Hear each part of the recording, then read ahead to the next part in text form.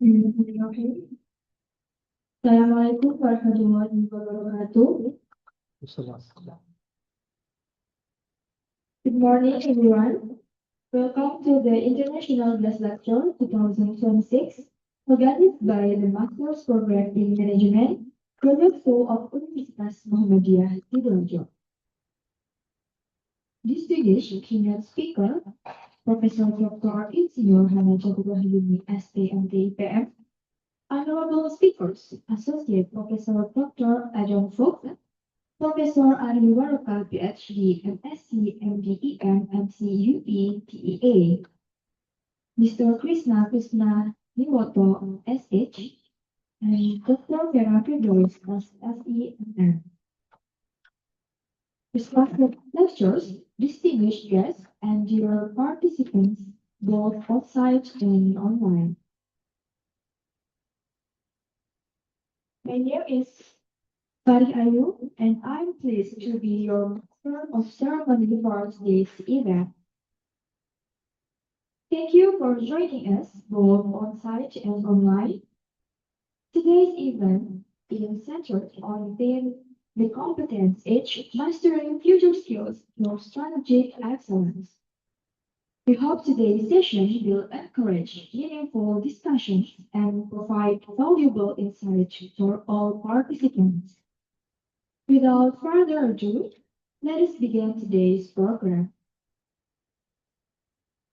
Before we begin today's program, let us take a moment to pray according to our respective beliefs, asking for blessings, guidance, and success of this event. And prayer begins.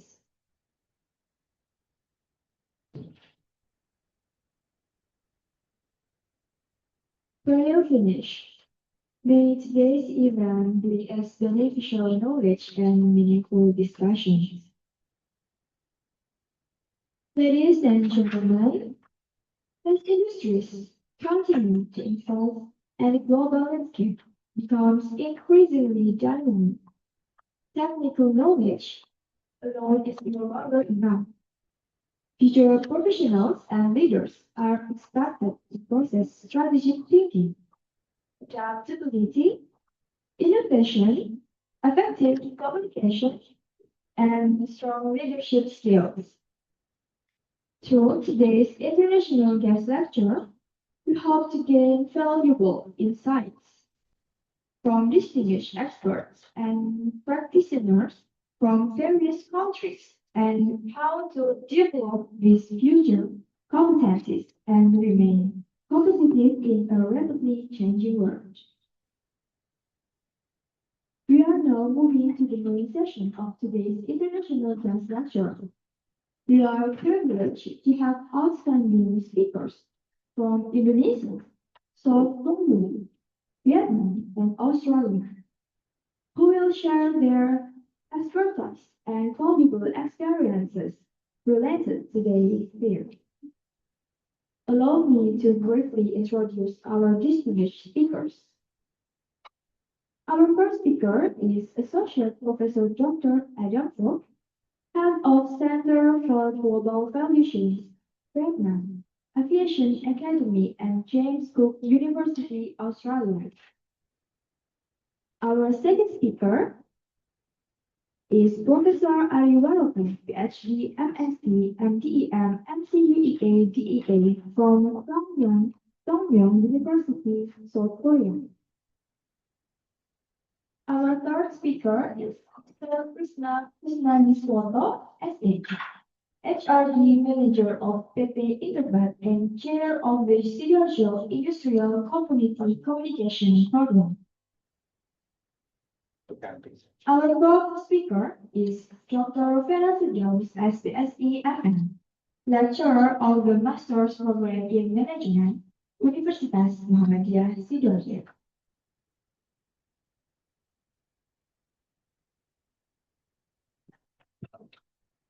Without further delay, let us begin with our first presentation. It is now my pleasure to invite Associate Professor Dr. Adam Fogg to deliver his presentation. Professor Adam, Good morning. Good morning. Can you hear me? Okay. Professor, the time is yours. Can I share my screen?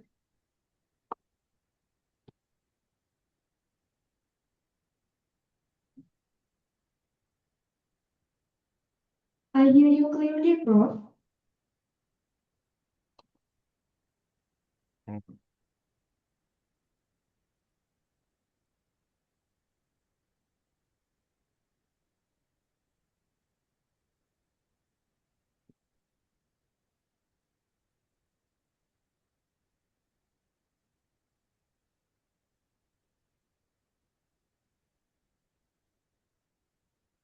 I'm having trouble sharing my screen for some reason.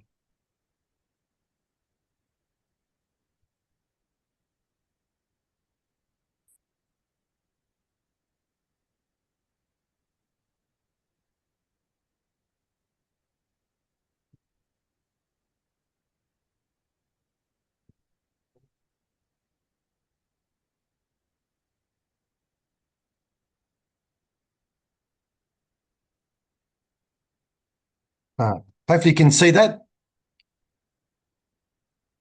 Yes. Good morning, everybody. Thank you for this opportunity to share some ideas with you today. I would like to talk a little bit about competency and its interaction with AI and what we would call our human edge, our human factor.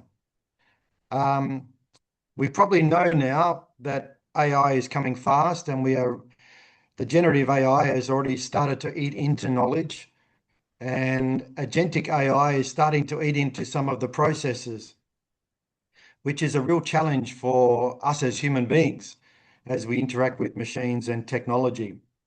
So being an academic and someone who has also worked in industry before becoming an academic, I think now more than ever, it's really important that we focus on some other things, just not knowledge.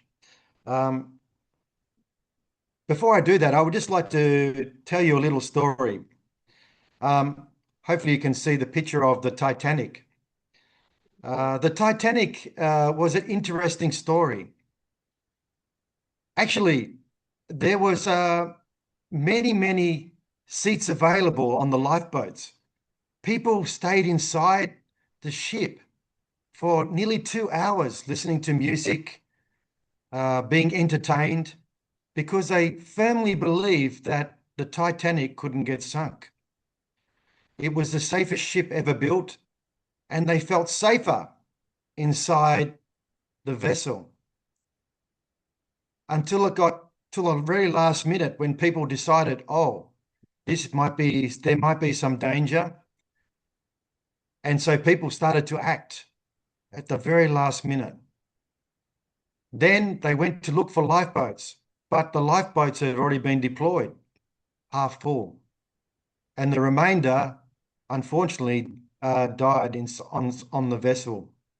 But they had plenty of opportunity to actually make an escape.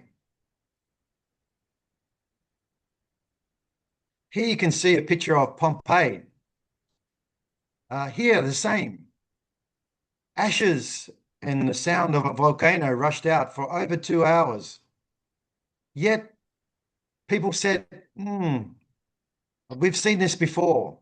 It's not going to do anything bad to us. They stayed where they were, as you can see from these pictures. 2,000 people decided not to actually evacuate and get out of the wrath of the volcano. But you say, Adam, look, we have a modern society now. We don't make these mistakes anymore. We don't see this normalcy bias anymore. These are old things. We have technology. We have all the latest equipment and electronics and computer systems that can help us today to make better decisions. Well, unfortunately, that's not exactly true. Kodak had digital technology way before the digital camera got deployed. Nokia and BlackBerry had technology that Apple used but did not deploy. Blockbuster had an opportunity to buy Netflix for a very, very small amount, but didn't believe that people would stop renting DVDs. Yahoo, the same. They thought that they had the best way of doing search. Sears, a huge department store that had a huge brand that started out in catalogs many, many, many years before, but didn't see digital expansion in their horizon. Xerox photocopiers had the technology, the interfaces that Apple deployed, but didn't deploy them because they didn't think that people would use those on a computer. Toys R Us didn't see the digital revolution. They thought that their network of department stores would be enough to hold them over and people would not go shopping online, but would like the experience. So we can see that there are many, many signals that we get. And those signals tell us a lot of things for how we should maybe anticipate the future. No one knows the future, but our daily actions and our daily interactions today give us valuable signals. And those signals are something that we maybe should take heed of because they are warning signs that maybe something is over the horizon and maybe we should take some sort of response. This picture probably sums up beautifully the dilemma of normalcy bias. Because the train doesn't travel every day, every 5 minutes, only once a day, it's quite all right to sit on my rocking chair and read the newspaper. So how do these stories link to us in the world of AI? Well, let's get some signals and have a look at how this might impact us.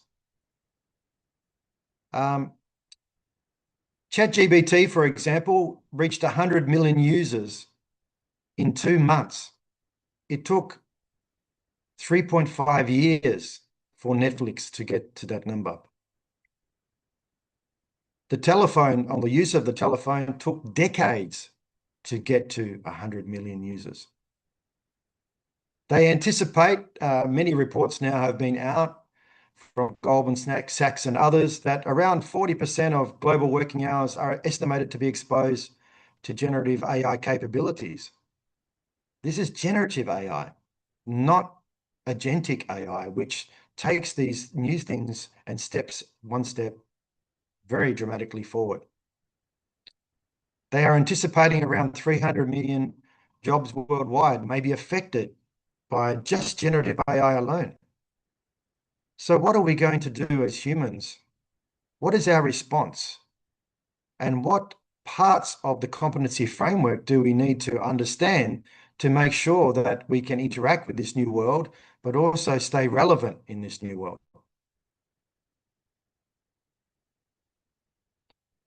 Many people say, oh, this happened before the Industrial Revolution came. We had PC computers, they came. Yes, but this is the first time in our history as human beings that AI is replacing cognitive work. In the past, when we had the agricultural and industrial revolutions, they were more physical and routine tasks. But today, AI is going deep into things like judgment, language, and analysis, which we all assume for a long time would be those skills and knowledge things that basically humans would dominate. So what can AI do already? It can understand patterns. It can draft, summarize, and translate text at scale. It can look at things like coding and data and repetitive things with ease. It can retrieve and synthesize existing knowledge. Remember, existing knowledge better than most human beings can do. So where do humans still have a presence in this new world? And what do we need to do to reshape our competency framework as individuals? Well, we still hopefully have the ability to make judgment calls under ambiguity. AI is very good when it has all the data, but most decisions that we make in our daily lives and inside businesses and organizations come from information asymmetry. We don't have complete data. It doesn't have the ability yet to create original ideas, frame new problems, work across multidisciplines. Maybe people still need that human connection between each other to build trust, respect, empathy, especially when you have high stakes relationships, especially when we are talking inside commercial relationships where trust and respect are very, very important, especially when we are transacting between other companies and between ourselves and across borders. And also, we have to have the ability to actually say, what of the AI output can we trust and what must we reject?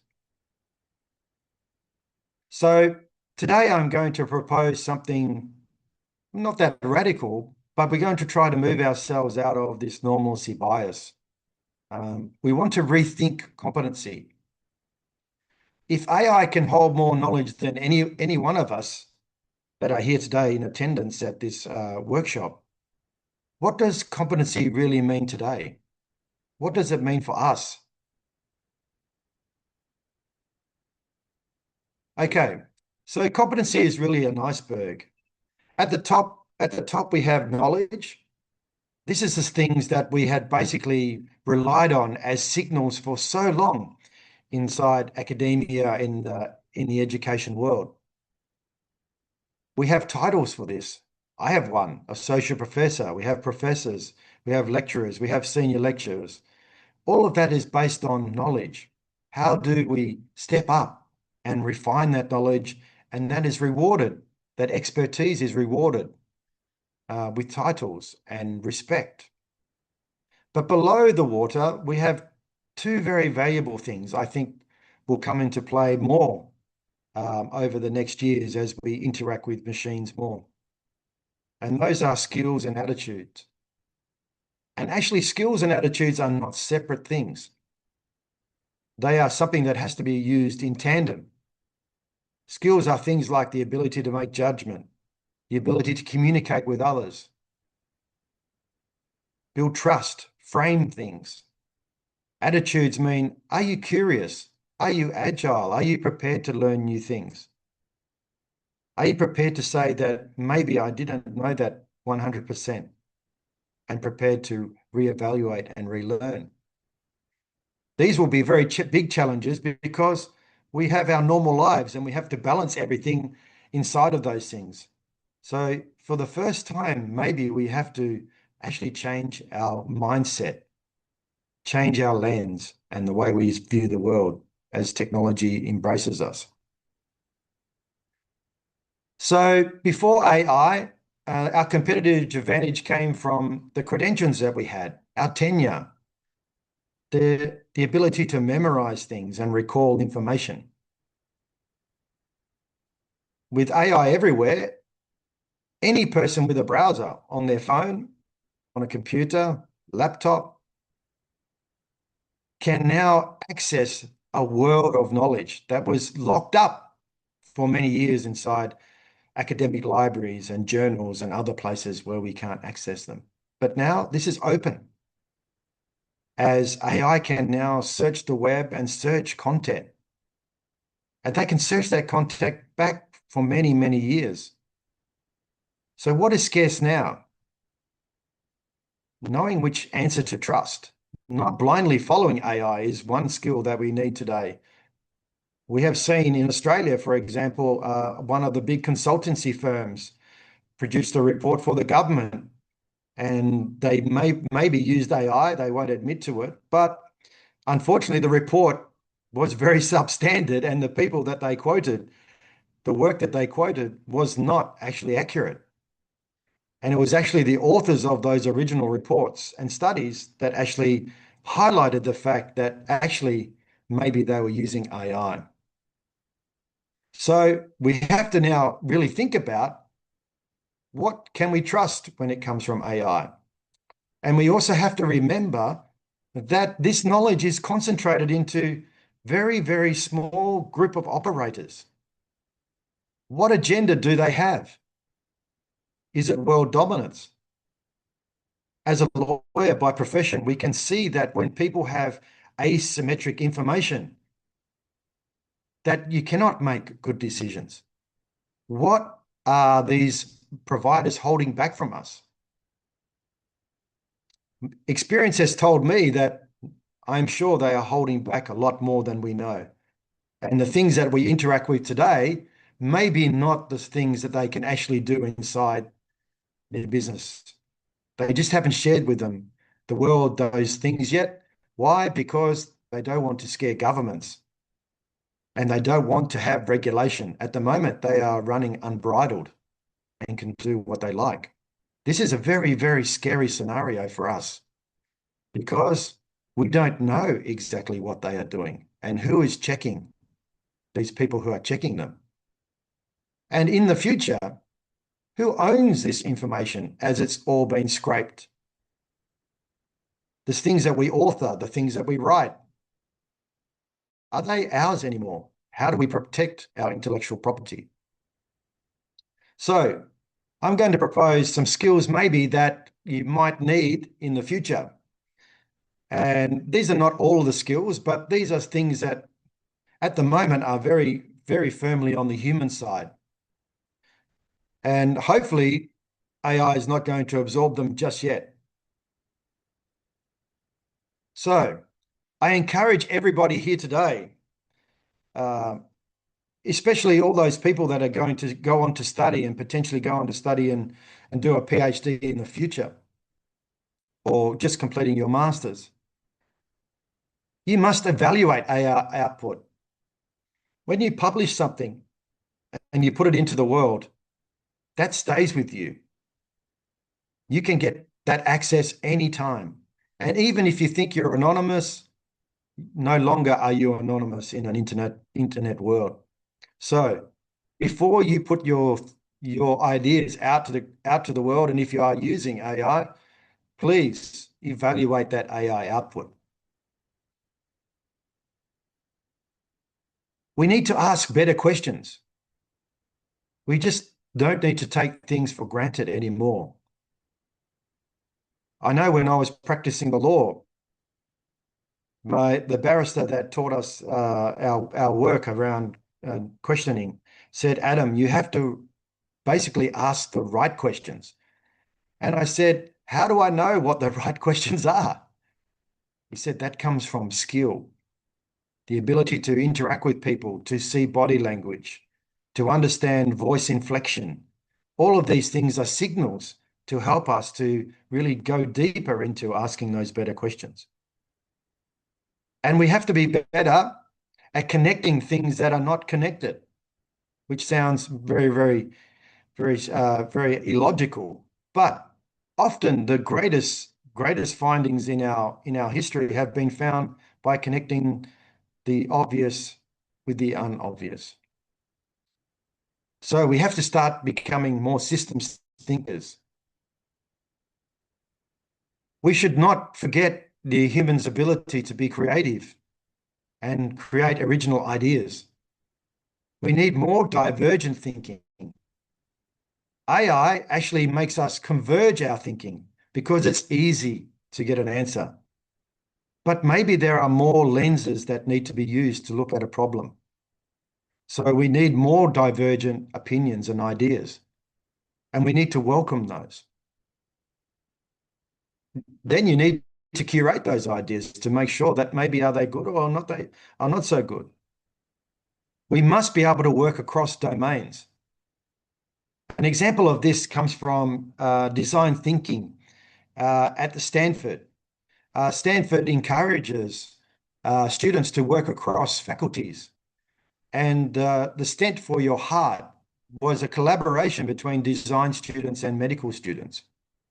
So we have to start thinking about, as educators and also as students, work across disciplines to get different lens ideas. This means if, for example, if you are working in agricultural tech, you need to go and talk to people who are working in agriculture to find out what their problems really are. We shouldn't just assume their problems. We need to talk to the people on the ground. This means as students and as universities, we need to interact better with industry to make connections for these things that we do in research to make them more applicable to the world that we live in. We also need to become radically localized. That means we need to really, really work as universities around our communities, to build communities, to show that the ideas and the strength of learning that universities offer are a benefit for our communities that we live in. And one thing we should never forget is the ability to tell stories. This has lasted for as long as human beings have been on the earth. So we also need to be able to communicate and have emotional intelligence. You need the ability to read the room, to understand body language, to understand how cultures work. We need to have difficult conversations. We need to work across functions because each specialty has their own vocabulary. So we need to understand each other so we can actually work together. And more now than ever, you will need the ability to persuade people, to convince people that your ideas are good ones, because many people will be checking your ideas with some sort of language learning model.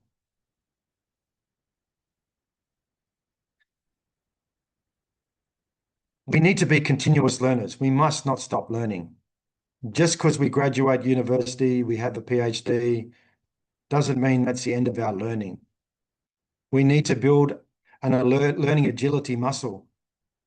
We also have to be able to have the presence of mind to understand that maybe we have to unlearn bad habits, unlearn things that maybe are not applicable anymore. We must be self-directed, and we must be able to share information and transfer it, not keep it to ourselves. These are really important if you are going to become an agile learner into the future. And I think one of the things that we must know is how we use AI and how we interact with humans and machines as AI becomes more prevalent in our daily lives. Yes, people talk about learning about prompting and direction. Yes, they are good skills to have. But you need to go deeper into AI. You must understand it. You must take the time to actually understand its capabilities, and you must risk making mistakes so you can actually learn these new techniques and new technologies. We all know that AI is now becoming widely used. You can access it anywhere, and a lot of the AI packages are free. So we shouldn't put our heads in the sand. We should recognize that this is actually not going away, and these people have very big influence on governments. So it's not going away soon. So how do we actually interact with these new tools? So if you are a student, you must become fluent in AI. Just as you become fluent in a language like English or Bahasa, you must become fluent with the new ways of doing things. So I think some of the skills that we might need are those 5. Now, you probably say that there's many others that you need. Well, that's great because that gives us an opportunity to actually counter AI and become more relevant as human beings are becoming less relevant because we forget about the human spirit. Okay, now I would really like to talk about how you can put skills into action. And this is the fundamental thing that we have as human beings. It is our attitude to the world. When someone programs a language learning model, you have to tell it how you want it to interact with you. The programmers set the framework of how they will interact with you. But you should not be dictated by that. Your attitude, your mindset will be very, very important in the coming years, because this will help you to build resilience and to take that opportunity into your hands. So I think one important thing is that we must have a growth mindset. Growth mindset means that we shouldn't be thinking about negative things all the time. We should be embracing the opportunities for the future. We should be believing that the human spirit will overcome. So if we have gaps in our knowledge, we don't think of those as a weakness. We think of those as something that we can fix. We can close that gap. We mustn't be so proud that we don't welcome feedback. We must, particularly as students, is reframe failure. Just because you didn't get the top mark or you didn't get a mark that you thought you were going to get doesn't mean it's the end of the world. It just means that there are some gaps you might fill and you build some resilience to close them. This is not how you are going to be for the rest of your life. One exam, one assignment doesn't frame your life. It's how you respond to that feedback that shapes your future endeavors. And I think this is a really interesting one, particularly when governments have short governing cycles. We must be able to play the long game. We must think into the future, not tomorrow, not next week, but we must be thinking about what's going to happen into the future and take our best guess. So another attitude I think you will need into the future. You need a bias to try. You cannot put your head in the sand and sit on the deck of the Titanic and wait for someone to come and save you. You need a bias to try. You must take action. You must be able to become a beginner again, because as someone who is not au fait with information technology, AI is a challenge. So you have to be able to go back to that beginner mindset. We have to ask more questions about why and what if. And we must be able to cross-pollinate ideas. Here, universities can play a big role, and this is where we must start doing more multidisciplinary research. We must get out of our silos. We should no longer frame ourselves just as the faculty of this or the faculty of that. Here, I think this is a great idea when you have a graduate faculty, because this brings people from all different types of faculties and ideas together. And this encourages our ability to learn and learn from each other and share ideas. We must be able to be resilient. We must be able to find comfort in ambiguity, because the world is changing very, very quickly. We must be able to sit with uncertainty. We must be able to, hopefully, it's very, very hard as humans to do this, but separate our self-worth from the role that we are currently in.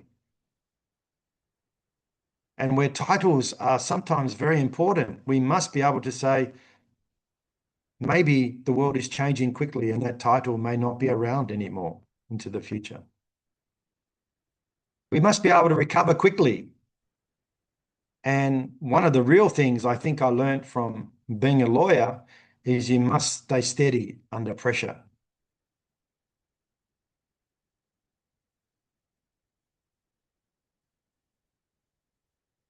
I think one of the other great things that we need to do, and I think this is a very, very important one, is that we must be able to own our mistakes. We must own our output.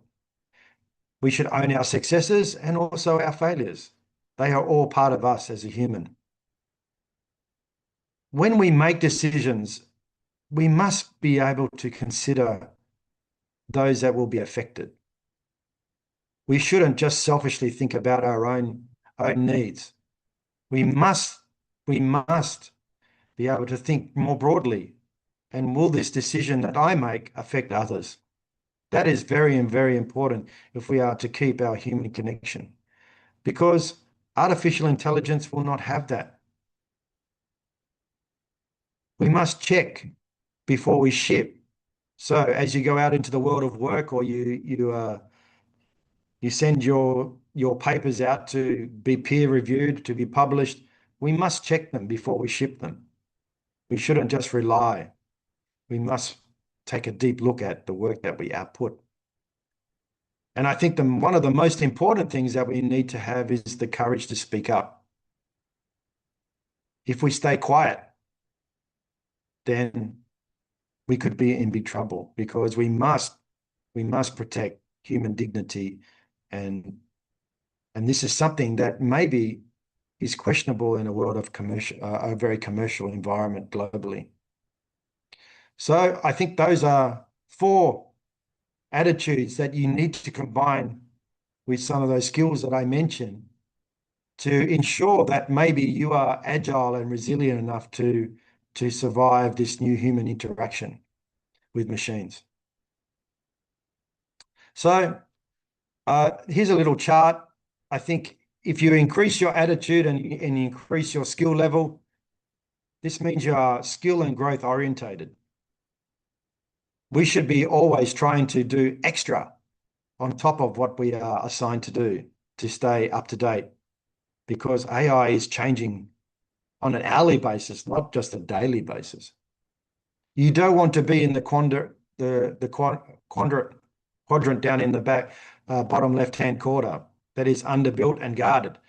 This is the people with normalcy bias. They have the highest risk of falling behind as AI reshapes the world. So you don't want to be sitting, waiting, and hoping that the ash doesn't fall on you or the lava catches you, because it didn't happen before. So maybe a simple way to start, to get going, to take action, is to basically audit what we have inside of us today. We do a little bit of reflection. We find out what we have in our tool bag, and we really talk to the people that we trust, our mentors, our coaches, our loved ones, and we find out, okay, what are we missing? Take a good, honest, hard look at ourselves. This is very tough, but we need to reflect. And what might be missing might be very easily closed if we actually use AI, because AI can actually give you some very, very interesting ways to learn things if you use agents well. So then we need to start building ourselves. We need to build those foundations. We need to build resilience. We need to build the mindset that has a positive outlook on the world. Because if we don't do that, we can become very, very insular. And that means we are prone to the changes in the world. We must not keep our ideas to ourselves. We need to partner with others. We must share our knowledge. As professors and lecturers, we must share our knowledge, share our experience. There's an old Chinese proverb: when the student is ready, the teacher will come. So this means when you start to build your skills, miraculously, people come into your life. It has happened to me. And when you are ready, those teachers come into your life and help you to grow and to actually actualize that knowledge, that skill, that attitude. If you stay silent and you hide away, you will never get those interactions. So you need to partner. You need to be open to the world. And then we start that cycle again. We reflect again. And this is a continuous circle. We are continually going around to make sure that we can adapt and be agile to this new world. Fundamentally, we should never forget our values that are fundamental to us as human beings. We shouldn't compromise those things. Those things that we believe firmly in should not be compromised. That is like the oak in the oak tree. Steadfast. Those are the things that underpin us as human beings. So I encourage you today to maybe look a little bit inward. I'm not talking about looking inward and being negative on yourself. I'm talking about looking inward and saying, what do I have that other people don't have? What strengths have I been given that others don't share? And how do I make sure that I get the most out of those gifts that I have been given? So some takeaways for today's talk. Um, Knowledge alone no longer differentiates you. Once upon a time, maybe if you're a professor of Oxford University and you were the master and you had your students, people people flow to you because of your wonderful knowledge. Today, that's probably going to become less important. Now they probably flow to you for your ability to coach, to mentor, facilitate, to enhance other people's lives. Be that person that people want to partner with. Your skills and attitude basically work as a pair. You cannot do them without each other. It's no good having a really great skill of being a communicator, but having a negative mindset. People don't want to hang around those type of people. They want to be inspired. They want to be uplifted. They want to know that there is a future to behold. So your right mindset is very, very fundamental and is often underused. And I think the biggest thing going forward, particularly because these AI companies are very, very concentrated, is that we must understand our goal is partnership. I think here in Indonesia, you have a very, very strong community sense. And I think that's very, very important for this new world, because I think strong communities are the ones that are going to survive. So, what can you do to help others? That is a question probably we all need to ask ourselves as educators and students, because we all have something to give to our community and to our fellow human beings. So I believe the most valuable people will be those that, yes, can interact with AI well, but they don't try to outcompute it. They out-human it. And I think that is the most important thing I think we should take away is that yes, there are some doomsday talkers, and there's some people that talk on the other extreme that AI will change the world and we no longer have to work. But fundamentally, nothing changes that we still have to interact with humans. So we need to build trust, respect, empathy, these fundamental value systems that keep communities together. So I'll leave you with one little statement at the end. I think it's really important for us that we have the faith to understand that there is bigger picture than us. And as if we have that ability to be kind, to be empathetic, to help others, to share knowledge, to share our skills, to motivate people when they are down. I think these are fundamental human skills. If you can develop, will make you very, very valuable into the future. Thanks so much for letting me share my ideas today. And I really wish all of you the very best in your future studies. I'm hoping many of you will go on and study a PhD and share your ideas with the world, because it is important that we actually give something of ourselves to the community. So thank you very much for the opportunity today, and I wish you all the best. Thank you.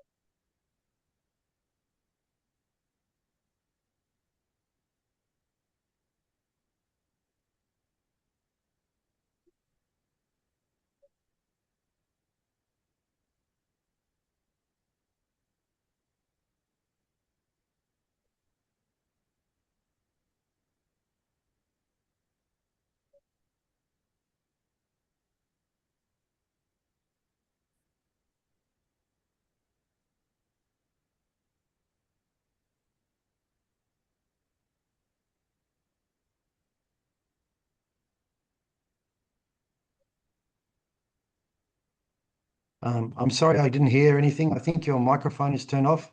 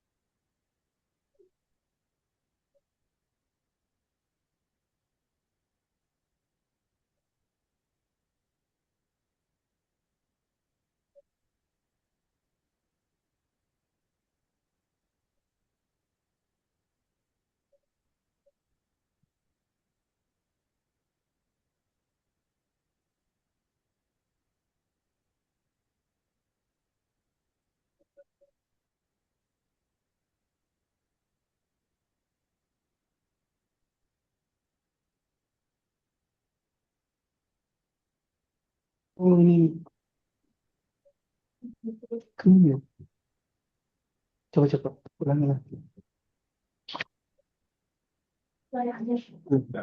How can organizations objectively assess and develop employee skills and attitudes, given that these two aspects are much more difficult to measure than knowledge? Is that a question? The question is, how can organizations objectively assess and develop employee skills and attitudes, given that these two aspects are much more difficult to measure than knowledge? This is a very good question because for so long, universities around the world have basically used knowledge as the measure because it is much easier to have an exam, an assignment, or something like that. I think the big challenge now for universities is to make sure that we start incorporating activities that are more laboratory focused. They are more interactive. And some of the things that we can do to actually build skills is actually become more part of our community. As part of your Campus Merdeka partnership program, you can get involved in service learning. You can become part of your community. You can give to your community, and you can deploy your skills to people that need them. This is one way that you can actually develop skills. You can actually give of yourself. The other thing I think is important is attitude is determined by the people that you hang around. There is an old saying that you are the sum of the 5 people that you hang around the most, the people that you interact the most with. So if you are hanging around negative people, often you will become negative yourself. So I think it's very, very important if you're developing the right attitude is to make sure that you hang around people that also possess a growth mindset, are positive, and have good value systems. If you don't hang around those people, you can often learn the norms of a business.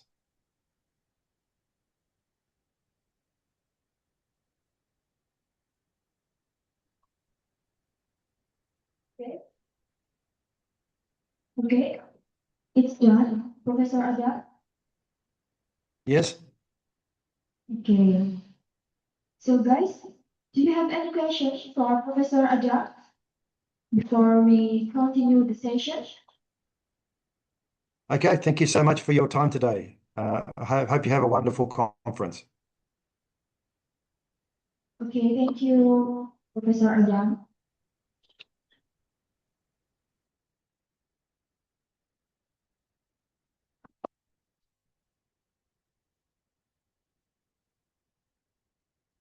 Now, before we proceed, let us hear remarks from Professor Dr. Andes Riono, MMC QNR CSA. Professor, time is yours. Okay, thank you, Prof. Adam Lenki, and thank you for the Prof. Prof. Ali. You can attend it for this moment. Apologize me. Actually, Director program Magister program Pasal Sarjana postgraduate supposed to join with us. Unfortunately, Prof. Hana, there is something business for another place for the same time. So she can join with us. But she has promised to us she will join after another business finish. Okay, Prof. Adam, I really interested about your presentation. Actually, when we talking about this,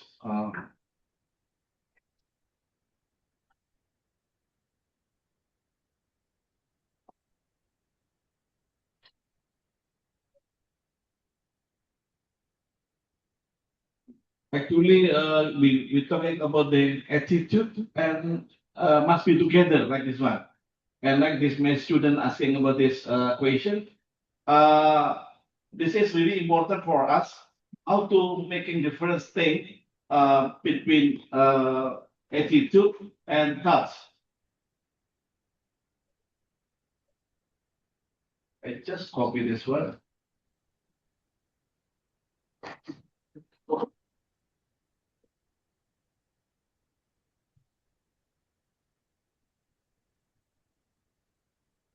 Sorry, I copy, I put up from the slide, but not very clear. But you're talking about this attitude and thoughts must be together from the words. That is making I think making it very difficult because the someone have thoughts sometimes the thoughts not really appropriate to our attitude. Our actually well our attitude not really patient about this something job. The task we must patient about this one. So this is very difficult to take to spirit one of them. This is I think this more interesting from this experience. Once more again, thank you, Prof. Padang.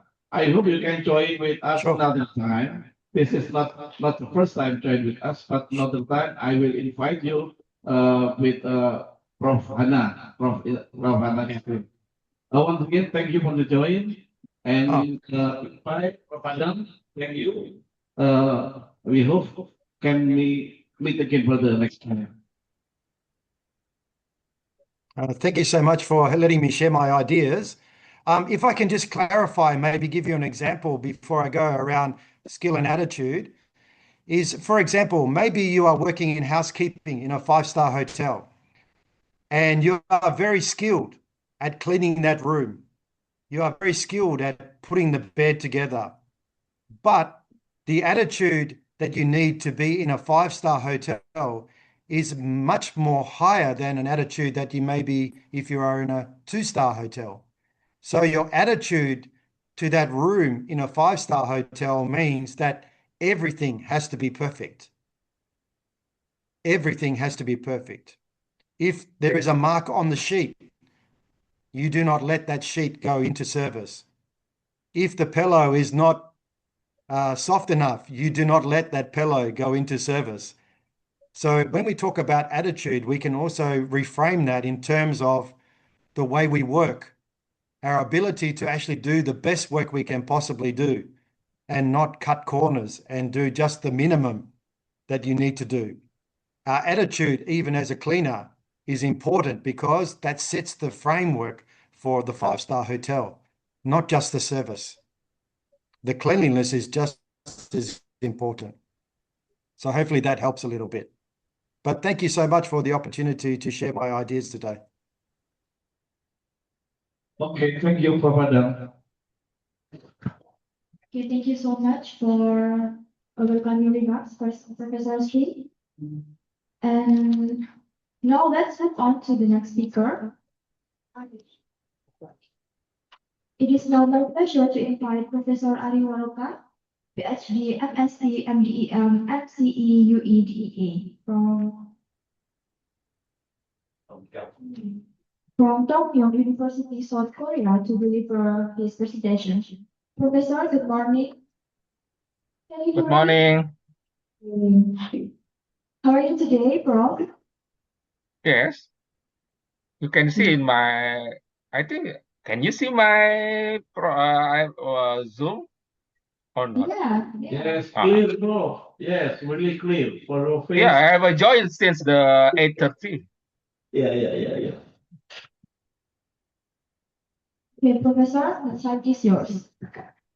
Okay, first, thank you so much for this kind of opportunity to deliver the international guest lecture in Master of Management, Universitas Muhammad Sidoarjo.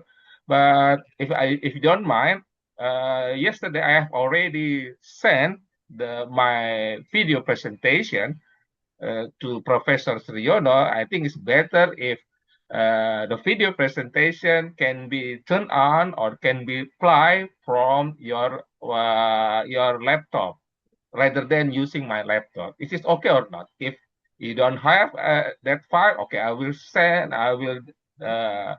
play my video presentation through my laptop. But I do hope that the internet connection is good, so we can.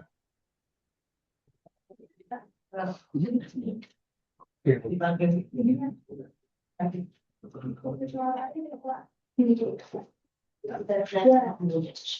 from Ari. There is something to know. Okay, so No. Do you want No. to presentation again or just making PA? okay, I will use I will deliver my international guest lecture. Wait, I will share the. Yes. I will send to my student. All the students answer your PPT.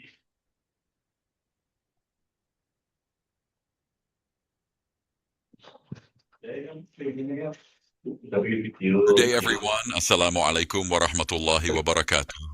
It is a great pleasure and honor to join this international guest lecture organized by the Master of Management program, Universitas Muhammadiyah Sidoarjo. My sincere greetings to the Rector of Universitas Muhammadiyah Sidoarjo, the Director of the Postgraduate Program, respected faculty members, and all participants joining today. Thank you for this kind invitation. Today, I am honored to share insights on the Competence Edge, mastering future skills through strategic excellence. We are living in a time of extraordinary transformation. Artificial intelligence, digital acceleration, economic uncertainty, and global competition are reshaping industries faster than ever before. This raises important questions. Are today's skills enough for tomorrow? What competencies will matter most in the future? And who will thrive in future economies? The reality is clear. Change is no longer temporary.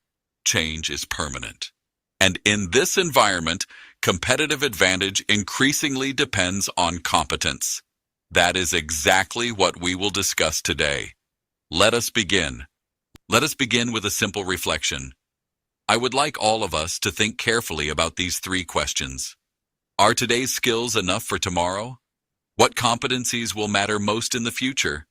And perhaps most importantly, who will thrive in future economies?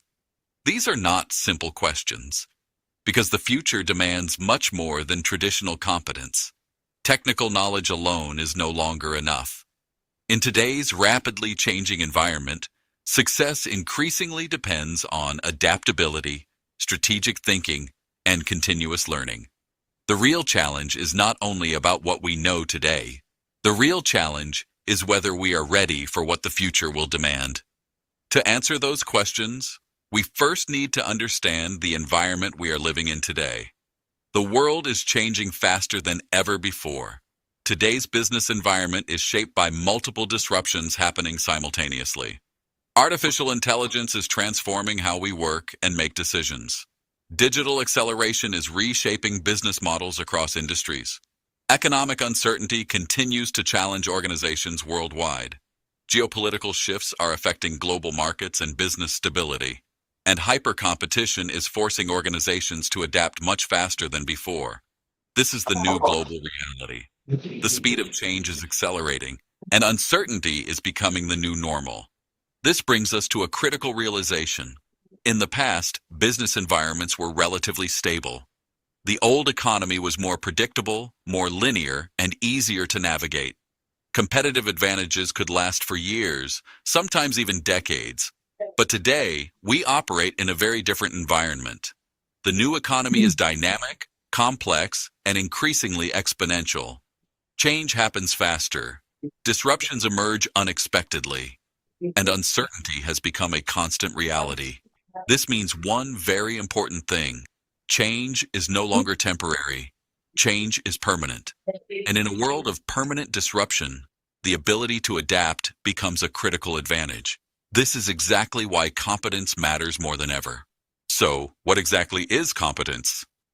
Many people define competence simply as knowledge, but in management practice, competence goes far beyond knowledge. Competence consists of 4 essential dimensions. Knowledge, what we know. Skills, what we can do. Mindset, how we think, respond, and make decisions. And execution, the ability to turn ideas into real results. All 4 dimensions are important. A person may have strong knowledge, but without the right mindset and execution, that knowledge may not create impact. An organization may have talented people, but without the ability to apply their capabilities effectively, performance will remain limited. That is why I use a simple formula. Competence equals capability multiplied by application. In other words, true competence is not just about potential. It is about consistently applying capability to create meaningful outcomes. This brings us to the central idea of today's discussion: competence. Traditionally, competitive advantage was largely determined by capital, assets, and infrastructure. Organizations with greater resources often had stronger market positions, but today, that logic is rapidly changing. In the new economy, competitive advantage increasingly depends on knowledge, skills, adaptability, and strategic intelligence. Why? Because success today depends less on what organizations own and more on how effectively they learn, adapt, and respond to change. In other words, tangible assets still matter, but intangible capabilities matter even more. This is why competence has become the new strategic capital. The organizations and leaders that build stronger competence will be better positioned to compete and succeed in the future. So, what exactly is competence? Many people define competence simply as knowledge, but in management practice, competence goes far beyond knowledge. Competence consists of 4 essential dimensions: knowledge, what we know; skills, what we can do; mindset, how we think, respond, and make decisions; and execution, the ability to turn ideas into real results. All 4 dimensions are important. A person may have strong knowledge, but without the right mindset and execution, that knowledge may not create impact. An organization may have talented people, but without the ability to apply their capabilities effectively, performance will remain limited. That is why I use a simple formula. Competence equals capability multiplied by application. In other words, true competence is not just about potential. It is about consistently applying capability to create meaningful outcomes. Let us now look at how competence creates value. Everything begins with individual skills. Every organization is ultimately built on the quality of its people, their knowledge, skills, and capabilities. When individual competencies are developed and aligned effectively, they create stronger organizational capabilities. These capabilities include better systems, stronger execution, improved decision-making, and greater adaptability. And when organizations build strong capabilities, the result is better business outcomes, higher productivity, greater innovation, stronger competitiveness, and better performance. This framework highlights a simple but important idea. Skills are not only personal assets. When managed strategically, they become organizational strengths that create sustainable value. However, not all skills create the same strategic value. Using the CESF framework, we can understand competence in 3 levels. Tier 1 is foundational skills. These are the basic competencies required to function effectively, such as technical knowledge, communication, and digital literacy. Tier 2 is applied critical thinking. At this level, individuals move beyond technical ability and begin to analyze problems, evaluate information, and make better decisions. Tier 3 is strategic and transformational thinking. This is the highest level of competence. It includes strategic foresight, systems thinking, and the ability to lead transformation in complex environments. The key insight is simple. Foundational skills help us perform, but higher level thinking is what creates real strategic advantage. At this point, we arrive at a critical question. What kind of competence truly matters for future leaders? I believe future competence requires strength in two essential dimensions: designing and executing. Designing refers to strategic thinking. It is about seeing the bigger picture. It means understanding where the organization is heading, identifying opportunities, anticipating risks, and making sound strategic choices. Designing requires vision, foresight, and the ability to think beyond short-term challenges. Executing, on the other hand, refers to operational excellence. It is the ability to translate ideas into action, strategy into implementation, and plans into measurable outcomes. Execution requires discipline, consistency, and strong decision-making under pressure. In reality, many professionals are strong in one dimension, but weak in the other. Some are excellent thinkers but struggle to execute. Others are strong executors but lack strategic direction. Future leaders cannot rely on only one. They need both. They must think strategically and execute effectively. Because sustainable success is created when strategic thinking and operational excellence work together. This brings us to what I call the new performance equation. In today's business environment, sustainable success follows a clear progression. Competence creates agility. When individuals and organizations build strong competence, they become more adaptive, more responsive, and more capable of navigating change. Agility then drives innovation, because organizations that can move quickly are better positioned to identify opportunities, solve problems, and create new value. And innovation ultimately drives performance, better products, better decisions, stronger competitiveness, and better long-term results. This is the new competitive equation. In the past, performance was often driven by scale and resources. Today, performance is increasingly driven by competence, agility, and innovation. This is why competence is no longer optional. It has become the foundation of future competitiveness. Now, let us move to the next major topic, the future of work in the era of Industry 5.0. Many of us are already familiar with Industry 4.0. Industry 4.0 has transformed the global economy through automation, digitalization, artificial intelligence, robotics, and connected systems. Its primary focus has been technology. In other words, Industry 4.0 is largely technology-centered. It emphasizes efficiency, productivity, speed, and automation. This transformation has created tremendous value for businesses around the world. However, the next industrial era is now emerging. We are entering Industry 5.0. Industry 5.0 goes beyond technology. It shifts the focus from technology-centered systems to systems that are human-centered and sustainable. This means technology is no longer seen as the ultimate goal. Instead, technology becomes a tool to enhance human capability, improve well-being, and support sustainable growth. This is a very important shift. The question is no longer only about how technology makes us faster.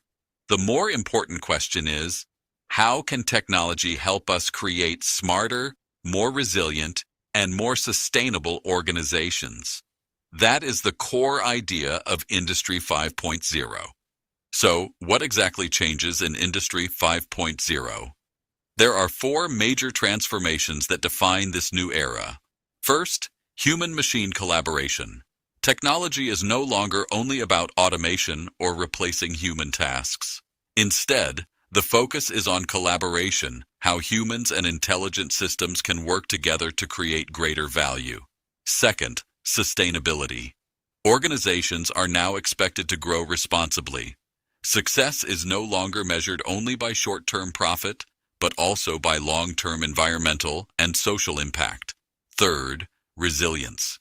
In an era of constant disruption, organizations must build the ability to adapt, recover, and remain strong under uncertainty. And fourth, ethical technology. As AI and advanced technologies become more powerful, ethical decision-making becomes increasingly important. Technology must align with human values, responsibility, and trust. Together, these four transformations are redefining how organizations compete and how leaders must think in the future. This brings us to a very important question. If Industry 5.0 is transforming the way organizations operate, what competencies will future leaders need to succeed? I believe there are 5 essential competencies that define future-ready leadership. Together, these form what I call the Industry 5.0 leadership framework. The first is technical mastery. Leaders must understand technology, digital systems, and data-driven decision-making. The second is strategic leadership.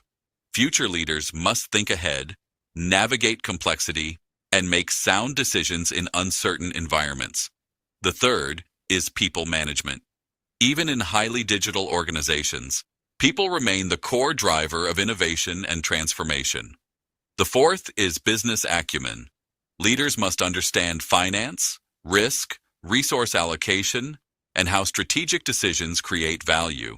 And finally, sustainability leadership. Future leadership requires the ability to create long-term value while balancing economic, social, and environmental priorities. These 5 competencies are not separate. They are deeply interconnected. Together, they define what effective leadership looks like in the era of Industry 5.0. The first essential competency is technical mastery. In today's digital era, leaders can no longer ignore technology. They do not need to become programmers, engineers, or data scientists, but they must understand how technology creates strategic value. This starts with AI literacy. Leaders need to understand how artificial intelligence is transforming decision-making, productivity, and innovation. Next is data literacy. In modern organizations, better decisions increasingly depend on the ability to interpret and use data effectively. Digital capability is also critical. Leaders must understand digital tools, digital processes, and digital transformation. And finally, technology adaptation. Because technology evolves rapidly, leaders must continuously learn and adapt. The key message is simple. Future leaders do not need to build every technology, but they must understand how to use technology strategically. The second essential competency is strategic leadership. In a rapidly changing environment, leaders must do more than manage daily operations. They must be able to see beyond the present and prepare for the future. This begins with strategic thinking. Leaders need the ability to identify opportunities, evaluate risks, and make sound long-term decisions. The second capability is systems thinking. Organizations do not operate in isolation. Every decision affects people, processes, markets, and stakeholders in interconnected ways. Third is complexity management. Today's leaders must make decisions in environments filled with uncertainty, ambiguity, and rapid change. And finally, strategic foresight.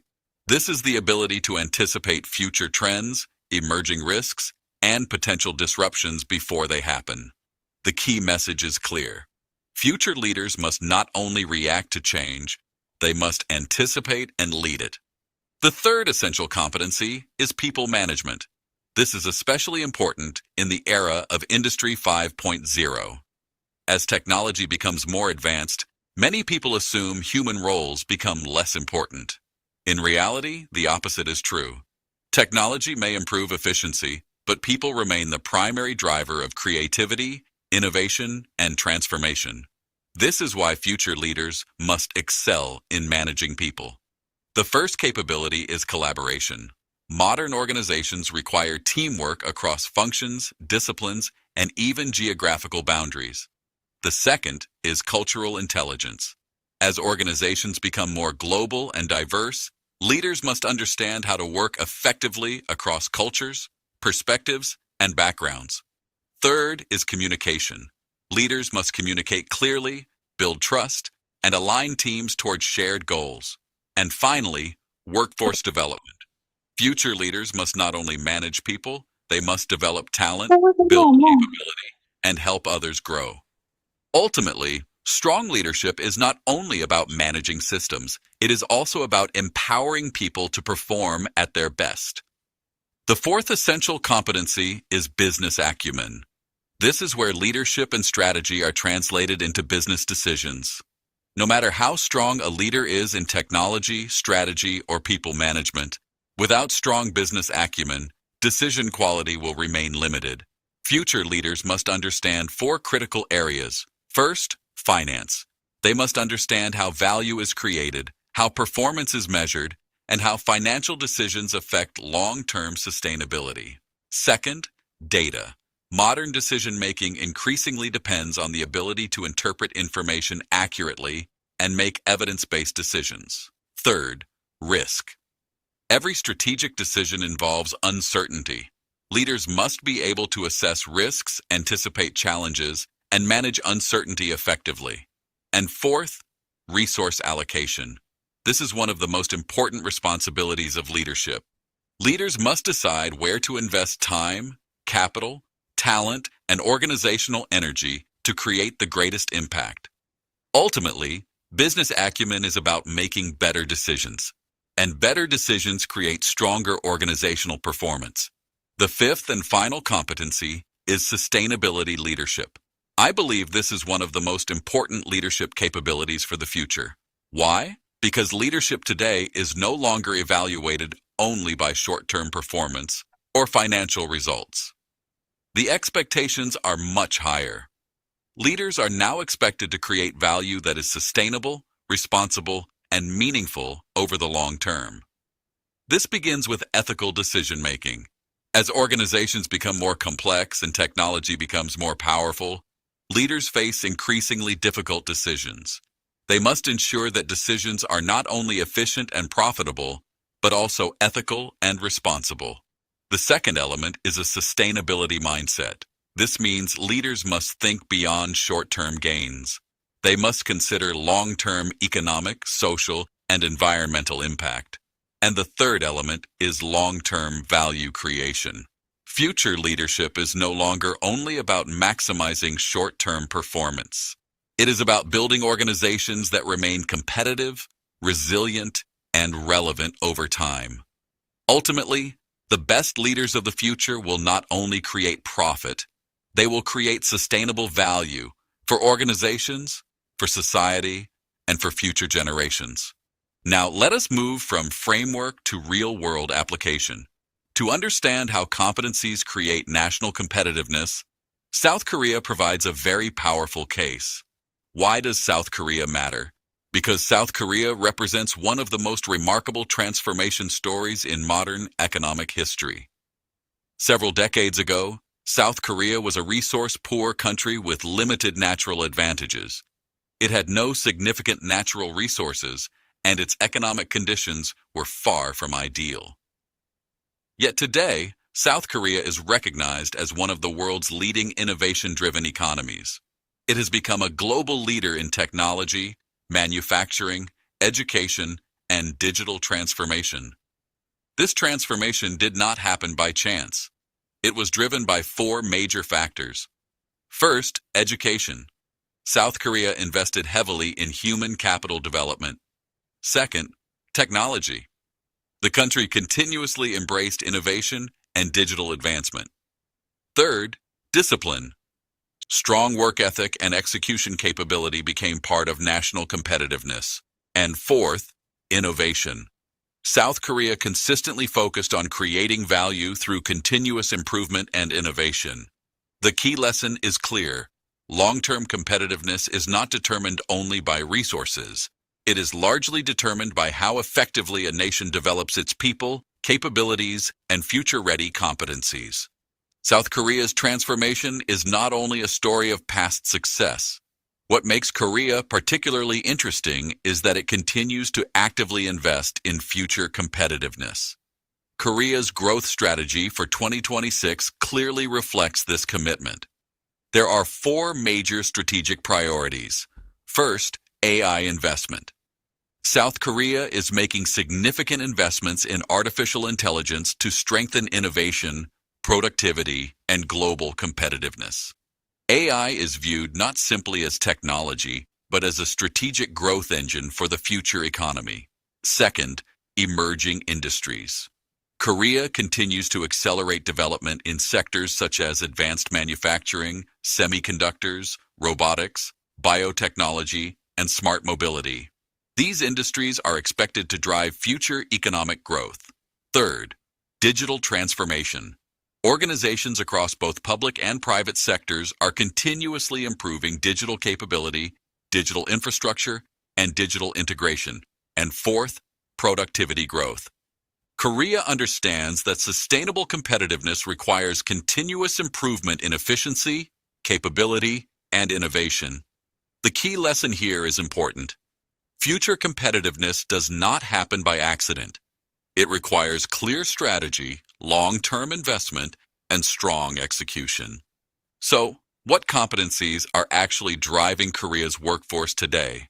What makes Korea particularly interesting is that workforce competitiveness is built on a strong balance between technical skills and human skills. Both are equally important. On the technical side, several competencies are becoming increasingly critical. These include artificial intelligence, cybersecurity, cloud computing, robotics, and analytics. These skills support digital transformation, technological innovation, and productivity growth across industries. However, technical capability alone is not enough. Korea also places strong emphasis on human skills. Critical thinking is essential for problem-solving and decision-making in complex environments.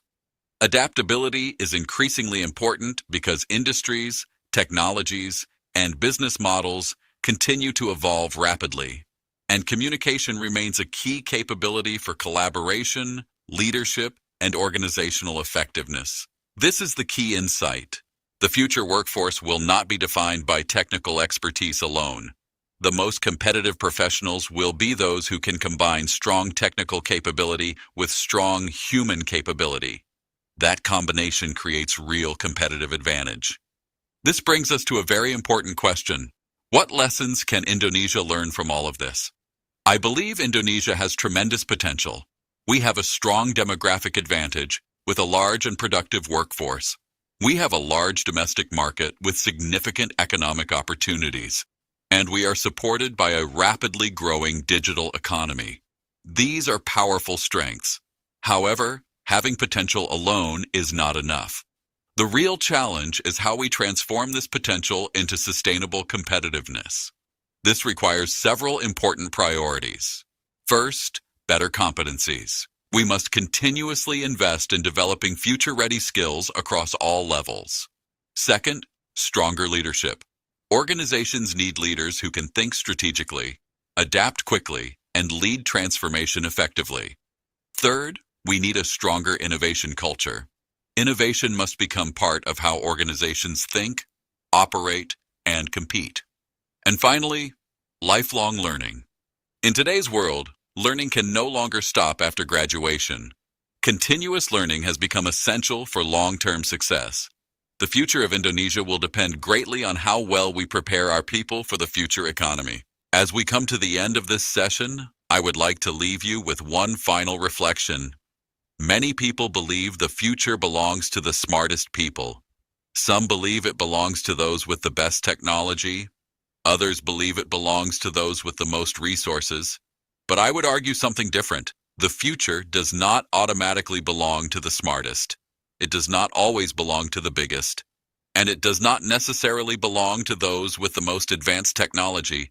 The future belongs to those who can continuously evolve, those who can learn faster, think deeper, adapt better. But more importantly, those who can unlearn, relearn, and reinvent themselves repeatedly. Why is this important? Because in the future, The greatest risk may not be ignorance. The greatest risk is outdated competence. What made us successful yesterday may become irrelevant tomorrow. The strategies that worked in the past may fail in the future.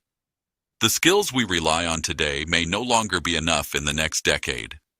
That is why the real challenge is not simply learning new things. The real challenge is having the courage to let go of old assumptions, to challenge old ways of thinking, and to continuously reinvent ourselves. This applies to individuals, it applies to organizations, and it applies to nations. In the end, competence is not a destination. It is a continuous journey of growth, adaptation, and transformation. So my final message to all of you is this: do not prepare only for today's challenges. Prepare for tomorrow's realities. Because the future will not reward those who resist change. The future will reward those who are ready to transform. Thank you very much. Wassalamu alaikum wa rahmatullahi wa barakatuh. Waalaikumsalam warahmatullahi wabarakatuh. Thank you so much, Professor Ali. Your presentation is so insightful. Professor Ali, the Q&A session will be at the end after all the speakers have finished their presentation. Okay? Now moving on to invite Mr. Krishna Kusnaniswato, Bachelor of Law, to deliver the presentation. Mr. Krishna? Good morning. Good morning, Mr. Krishna. Yeah, morning. Yeah. Okay, the time is yours. Yeah. I'm sorry ya, mungkin saya akan sampaikan dalam bentuk bahasa Indonesia. Bilingual. Sebentar, mungkin bisa dijelaskan. Ini sudah saya kirimkan.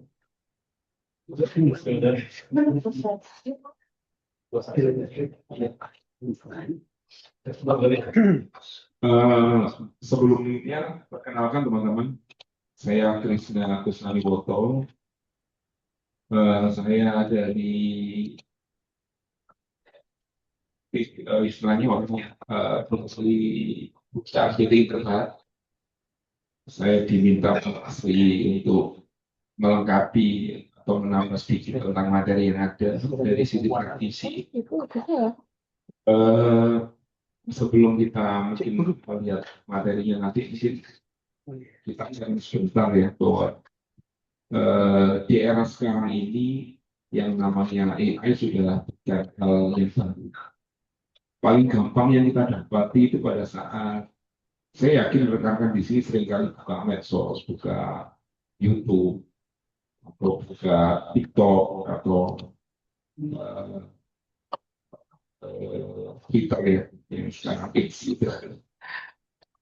Seringkali kita tanpa sadar itu seperti saya yang biasa pakai Facebook karena saya ini termasuk generasi yang lama. Jadi pada saat saya buka Facebook, buka YouTube, terutama pada saat saya buka Facebook, entah kenapa seringkali pada saat saya mau cari sesuatu barang, pasti ya saya sering melihat hubungan, saya sering lihat produk tertentu. Itu saat saya buka Facebook lagi, dengan sendirinya algoritma kita ya, algoritma kita itu dibaca sama AI. Baca, contoh paling gampang pada saat saya mau pengennya mendaki gunung sama saya masih SMP. Pada saat saya buka tentang pendakian seseorang di Facebook ataupun di TikTok, besoknya langsung yang sering muncul di beranda saya, di beranda gadget saya itu adalah orang-orang yang mendaki, Pak. Tapi yang paling gampang di sini populasi. Maka kadang-kadang saya ini sakti sekali ya TikTok sama Facebook ini, bisa tahu apa yang saya inginkan. Atau satu saat saya cari produk baju juga seperti itu. Yang muncul adalah baju-baju yang memang sepertinya cocok banget dengan kita. Garis besar dari yang saya alami ini, rekan-rekan semua ini, bahwa ternyata AI itu bisa membuat sesuatu itu lebih sempurna kalau dilakukan oleh orang yang punya. seperti yang materi disampaikan tadi, yang dua materi tadi kan bisa dikatakan bahwa jangan anggap AI itu sebagai lawan atau sebagai ancaman, tetapi lebih ke arah satu instrumen yang bisa kita kendalikan, menyempurnakan tugas kita sebagai manusia. Contoh yang saya sampaikan tadi itu adalah bentuk real yang sekarang kita hadapi. Bahwa dengan adanya AI, kita nggak perlu sulit nyari sesuatu. Dengan adanya AI, kita nggak perlu mencari katalog dengan sulit, karena datang dengan sendiri. Mungkin itu yang kondisi untuk prolog yang bisa kita sampaikan. Baik, rekan-rekan semua, ini materi hampir sama dengan yang lain. Cuma nanti mungkin saya akan cerita sedikit tentang bagaimana kondisi perkembangan AI dan teknologi ini bisa diadaptasi oleh perusahaan, utamanya seperti yang di tempat saya ini di perusahaan farmasi di PT Intermart. Baik.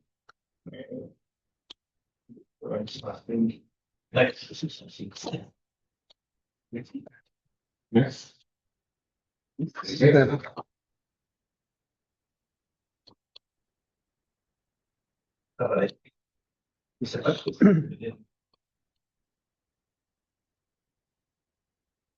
Ya. Nah, bahwa dengan perkembangan teknologi ya, sekarang pemahaman bisnis itu sudah tidak bisa hanya mengunggulkan tentang teknologi atau setting. Bahwa dengan perkembangan teknologi ini bisa kita lihat bahwa kompetensi manusia itu sangat diperlukan karena teknologi yang bagus, teknologi yang sempurna tidak akan bisa jalan dengan sempurna tanpa adanya manusia yang bisa menjalankan dengan kompetensi yang memang sudah terukur ya, gitu. Sehingga bisa dikatakan bahwa kompetensi itu adalah keunggulan yang lahir dari teknologi ya, teknologi yang benar-benar unggul, human age atau manusia yang unggul, personal yang unggul, dan learning age, yaitu cara belajar dari organisasi itu yang unggul. Next. Ya, ini. Jadi ada paradigma baru dengan berkembangnya teknologi dan AI, seperti yang disampaikan oleh Profesor Ari, ya, juga Profesor Adam yang di depan tadi, bahwa dulu kita mengenali hanya kapital sama teknologi, itu sudah sama dengan istilah competitive advantage. Tapi sekarang tidak hanya cukup kapital dan teknologi, tetapi peran dari human kompetensi itu sangat-sangat penting untuk sustainable dari competitive advantage-nya nanti. Seperti yang disampaikan oleh Prof. Ari tadi, bahwa perusahaan sekarang tidak hanya mencari keuntungan, tidak hanya mencari laba, tidak hanya mencari growth terus secara finansial, tetapi ada tanggung jawab di situ bagaimana perusahaan tersebut sustain dan tetap bisa memberikan jaminan lingkungan yang bagus untuk generasi berikutnya, gitu.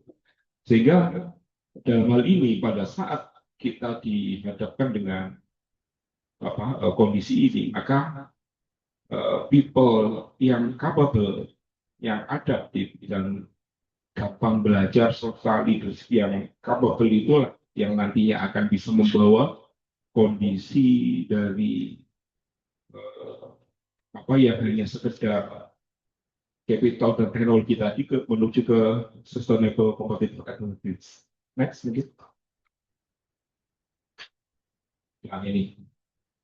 Tadi sudah dijelaskan juga bahwa kita sekarang di posisi industri 5.0 ya. Jadi sudah beda dengan yang sebelumnya. Kalau sekarang adalah kolaborasi antara manusia dengan AI. Itu yang paling penting. Seperti yang saya contohkan tadi, pada saat AI dipegang oleh manusia yang benar, paling gampang yang teman-teman sekarang hadapi, yang saya contohkan tadi pada saat saya cari-cari sesuatu di media sosial dengan gampang itu akan dibaca oleh AI. Next. Nah, ini adalah kondisi dari global evidence ya, yang didapat dari 1.000 perusahaan global, 14 juta pekerja dan 50 negara. Itu adalah bahwa 63% skill gap. Fakta itu ya. Jadi perusahaan menganggap bahwa skill gap itu sebagai hambatan terbesar transformasi bisnis. Ada 39% kompetensi akan berubah, ya. Karena di era sekarang ini setelah AI didapatkan, diakui atau tidak, kadang kita merasa bahwa apa yang sekarang kita bisa atau apa yang kita mampu jalankan itu tanpa kita sadari ternyata sudah ketinggalan jauh, sehingga bisa dikatakan dari survei itu 39% kompetensi yang jalan ini akan tinggalkan dan akan berubah.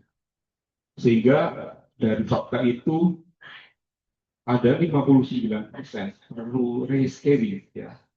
Rescaling ya, tenaga kerja melakukan rescaling atau upscaling dalam waktu dekat. Tapi kalau tidak melakukan itu, mereka akan ketinggalan jauh dengan teknologi dan AI. Artinya skill yang dia miliki itu sudah tidak tidak tepat untuk dijalankan saat ini karena sudah ketinggalan sekali dengan teknologi dan AI. Next. Ini bisa di next ini.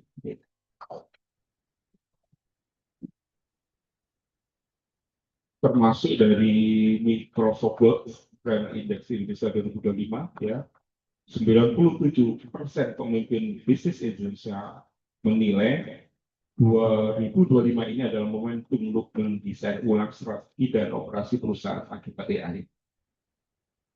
Jadi mereka mengakui bahwa saat inilah yang memang harus berbenah mereka untuk perusahaan-perusahaan mereka, ya, mendesain ulang, ya, untuk mengikuti perkembangan yang sekarang mau nggak mau harus kita hadapi. Dengan adanya perkembangan tersebut, ya, dari perusahaan-perusahaan itu ada tantangan. Apakah sumber daya manusia kita siap untuk menghadapi tantangan tersebut? Ini yang jadi PR kita bersama, yang harus segera kita siapkan supaya kita tetap bisa survive ya di kondisi yang sekarang. Next. Nah, kalau dulu di perusahaan itu perspektifnya itu sangat-sangat sederhana sekali ya, walaupun sudah banyak perkembangan ya. Tugas-tugas mereka, kompetensi yang diperlukan adalah rekrutmen, training, performance appraisal dan lain-lain ya. Tetapi sekarang HR department atau human capital department, mereka sangat diwajibkan untuk memiliki kompetensi yang lebih daripada itu. Mereka harus paham tentang bisnis strategi, talent strategi, inovasi, suksesi, corporate sustainable leading. Next. Nah, ini saya mau cerita sedikit tentang di perusahaan farmasi di industri ya, tantangan-tantangan yang kita hadapi. Saya akan sharing dikit. Dulu kita sangat-sangat bekerja itu mengutamakan tentang ketelitian yang cuma menggunakan sistem-sistem yang sederhana. Dalam hal ini kita menggunakan sistem kayak Excel dan sistem-sistem yang kita create sendiri. Tetapi dengan adanya perkembangan teknologi, ya di perusahaan farmasi seperti di tempat kami, kita sudah siapkan SDM SDM kita dengan bekal kompetensi-kompetensi yang memang kita akan create supaya nantinya akan bisa menjalankan apa ya, target-target perusahaan ke depannya. Karena di perusahaan farmasi itu diperlukan satu keakuratan data, terus produk-produk yang up to date dan memang bisa membantu proses penyembuhan dari kondisi manusia yang sakit. Nah, jadi kita menggunakan banyak hal di situ yang sangat dibantu dengan adanya teknologi dan perkembangan. Salah satunya kalau kita lihat kan ini ada banyak hal yang bisa dilihat ya. Salah satunya itu ya tentang ASIS drug discovery, data regulation, regulatory harmonization, quality compliance ya. Next. Nah, pertanyaan yang baru ya sebagai praktisi ya. Dengan adanya kondisi-kondisi yang seperti itu, kita tidak bisa lagi hanya berpendapat bahwa apakah cukup SDM kita untuk bisa menjalankan perubahan-perubahan itu secara hitung-hitungan jumlahnya apakah cukup. Kita tidak bisa sampaikan seperti itu, tapi kita lebih konsen ke apakah memenuhi syarat kompetensi yang dimiliki oleh SDM kita dengan perubahan-perubahan itu. Jadi fokus kita adalah kompetensi SDM kita untuk bisa mengikuti perkembangan teknologi dan data. Itu tantangan dari bagian area. Next. Ini seperti yang tadi juga sudah disampaikan bahwa ada 5 pilar kompetensi, knowledge ya. Kita harus tahu dulu. Setelah tahu kita mampu, ya setelah mampu itu jadi mindset kita karena kita mampu, jadi kita tahu harus melakukan apa. Kalau jadi mindset, akan jadi karakter kita juga. Jadi karakter kita sehari-hari kita bisa menjalankan itu dengan sempurna. Tetapi jangan salah, seperti yang kita sampaikan di depan tadi bahwa perubahan teknologi, perubahan AI, perubahan kondisi global sangat cepat. Tanpa kita sadari kalau kita hanya terlena dengan kemampuan yang kita miliki saat ini tanpa melihat bagaimana, maka kita akan ketinggalan. Karena disampaikan berapa persen, 59% atau sekian itu kan kemampuan kita itu akan ditinggalkan dengan adanya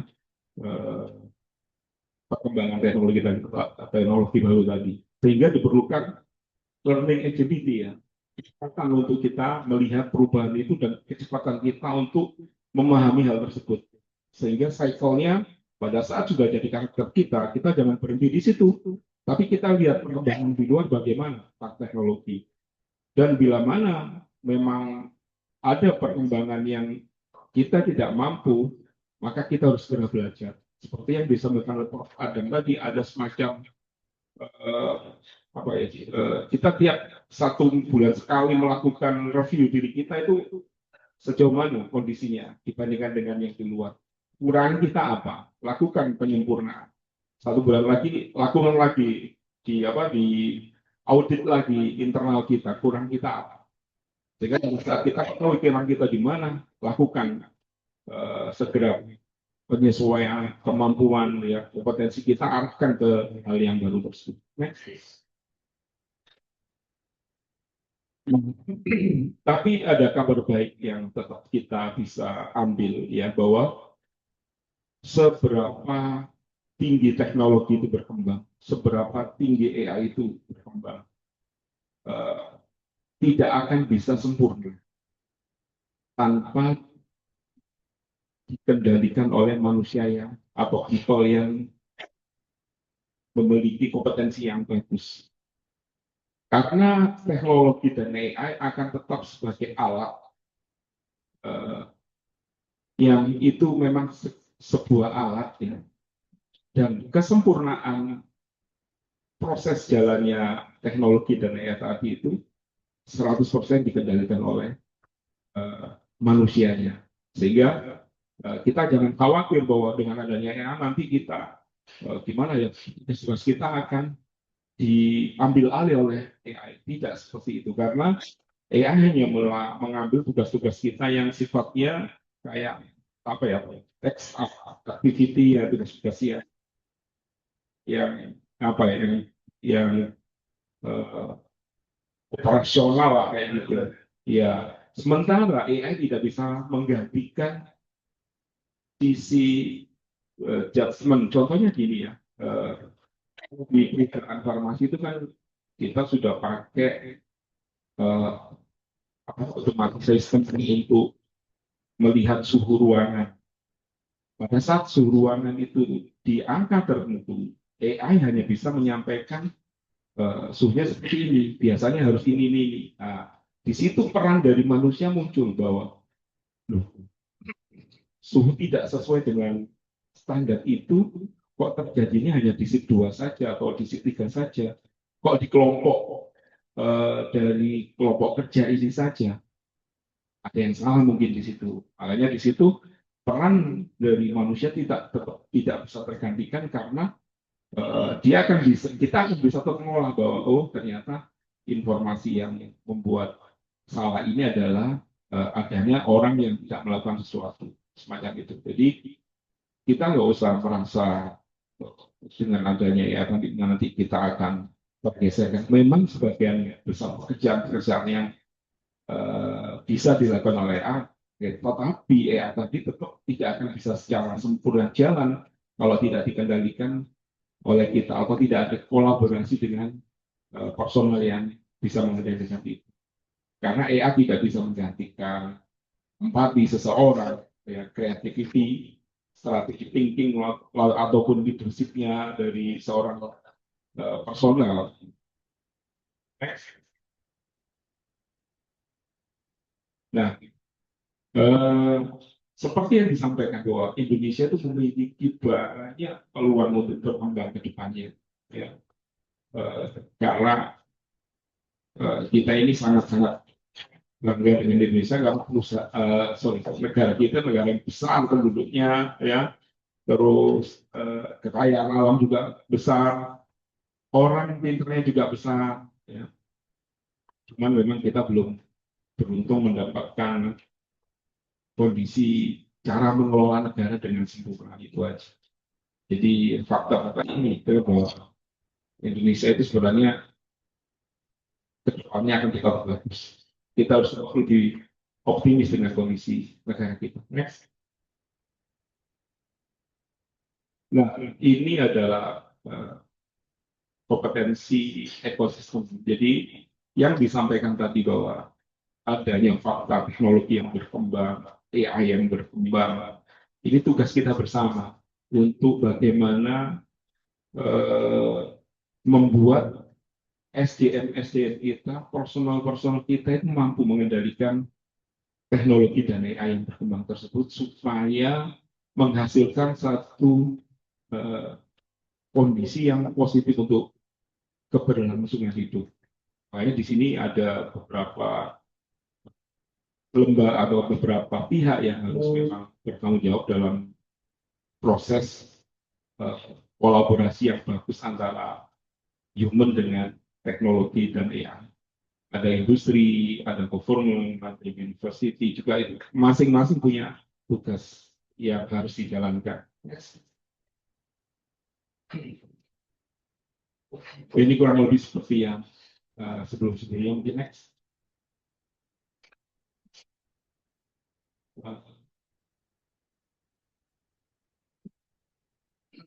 Ini juga, ya. Jadi hampir sama dengan yang saya sampaikan, ada HR Competency Roadmap, itu ada gimana di satu perusahaan seperti di tempat saya sekarang, saya harus melakukan build rencana kerangka kompetensi yang relevan dengan teknologi dan perkembangan AI. Terus kita lihat kondisi dari SDM kita dengan perkembangan itu, ada gap atau enggak. Ya, setelah memang ada fakta gap, kita lakukan penyempurnaan dengan develop SDM sampai memastikan bahwa kompetensi mereka sudah mendekati atau layak untuk bisa menjalankan teknologi AI yang kita maksud. Dan jangan lupa tetap agar perusahaan tetap bertahan ya kita harus atur atau kita harus pastiin salary rewardnya juga apresiasi terhadap kompetensi yang dimiliki tadi itu harus imbang. Karena kalau enggak nanti SDM-nya akan lari ke tempat lain, kita akan develop lagi dari awal. Dan selanjutnya adalah ya literasi berkelanjutan sesuai dengan perubahan bisnis. Next. Ini adalah performance formula, future performance formula. Jadi hampir sama dengan yang di depan tadi, sekarang kompetensi kita apa, ya perkembangan di luar bagaimana, kita harus learning agility pada saat ada perubahan-perubahan perkembangan yang memang kita belum mampu. Dan yang paling penting adalah leadership mindset. Karena tanpa leadership mindset tadi, kita nggak akan bergerak kemana-mana. Pimpinan sebenarnya setiap orang memimpin diri sendiri, dimulai dari diri sendiri. Pada saat dia sudah memimpin diri sendiri dengan baik, maka dia bisa memimpin timnya. Dan cara memimpin yang kita inginkan dengan adanya kemampuan perkembangan teknologi dan AI ini, ya mereka para pemimpin yang ada diharapkan punya visioner dan juga berorientasi pada dampak. Next. Ini ya, jadi final message-nya adalah build competency driven organization. Jadi smart organization is teknologi yang canggih dan proses otomatis. Di kompetensi driven organization is manusia kompeten ditambah teknologi, itu menghasilkan excellence. Nah, mungkin yang perlu saya sampaikan di teman-teman semua bahwa jangan khawatir dengan adanya perkembangan teknologi maupun AI, ya karena apa? Mesin can automatic tasks. Jadi mesin-mesin itu hanya bisa membuat pekerjaan diotomatiskan. Ya. Algoritma juga bisa mengoptimize decision keputusan yang optimal. Capital can purchase teknologi, ya, modal dan lain-lain hanya bisa membeli teknologi. But only competent people can create innovation, build trust, and lead sustainable organizations. The future will belong to those with the biggest factories or the most advanced software. It will belong to those who master the competencies. Ya, jadi masa depan itu bukan punyanya perusahaan-perusahaan besar, bukan punyanya software yang sempurna, tapi milik mereka yang punya kompetensi yang tinggi. Mungkin itu dari saya. Terima kasih.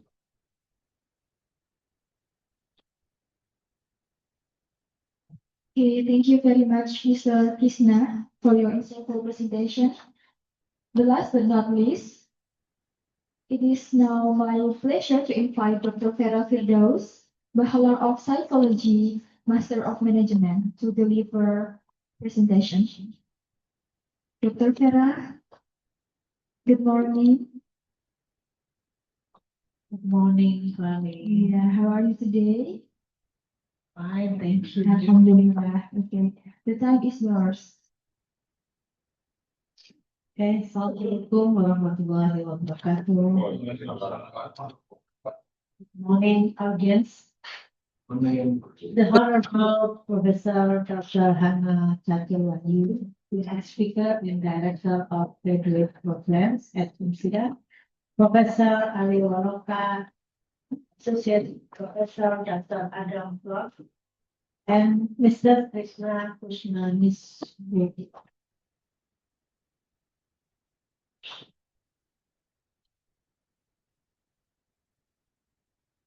You, Professor Ali Waroka, Associate Professor Dr. Adam, Mr. Krishna,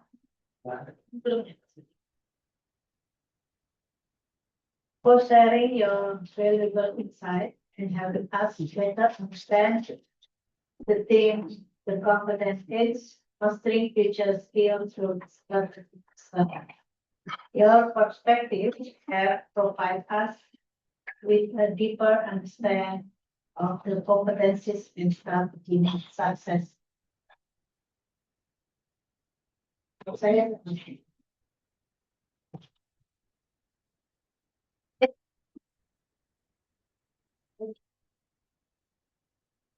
Bisa ini. Oke, ini.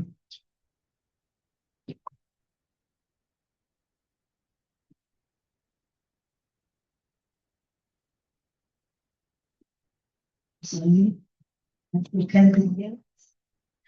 On this occasion, I will present a topic titled from Influence to Competence, Shaping Future Ready Talent in Indonesia.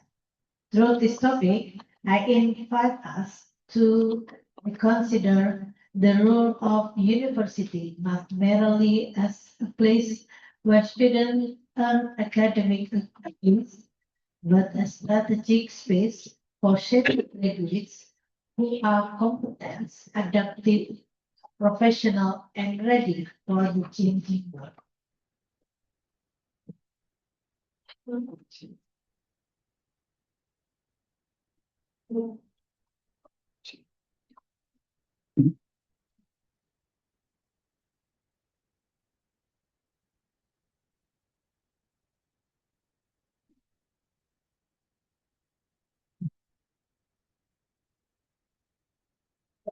Indonesian talent landscape.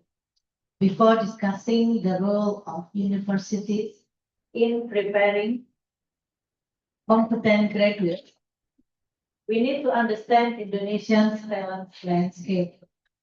Higher education continues to expand, yet this growth must be viewed critically as the increasing number of graduates being matched by their readiness for the labor market. This leads us to 4 key issues that deserve our attention. First, higher education growth versus graduate skill gaps. Second, employability and skill mismatch. Third, technological disruption and labor globalization. Fourth, future skills demand continues to evolve. Defining future-ready competence, it means future competence consists of several important dimensions.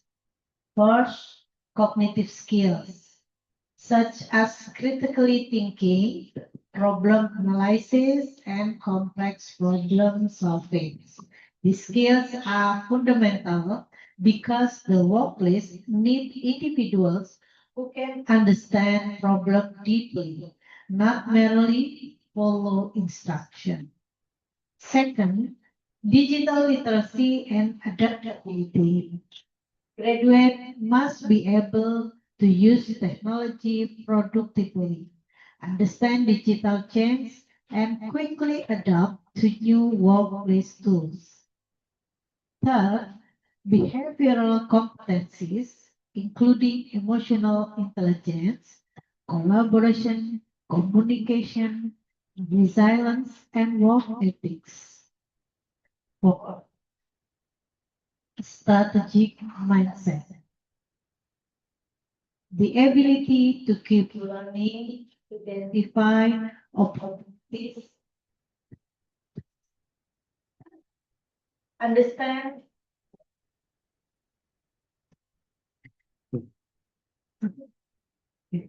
fourth, a strategic mindset, the ability to keep learning, identify opportunities, understand environmental change, and make impactful decisions.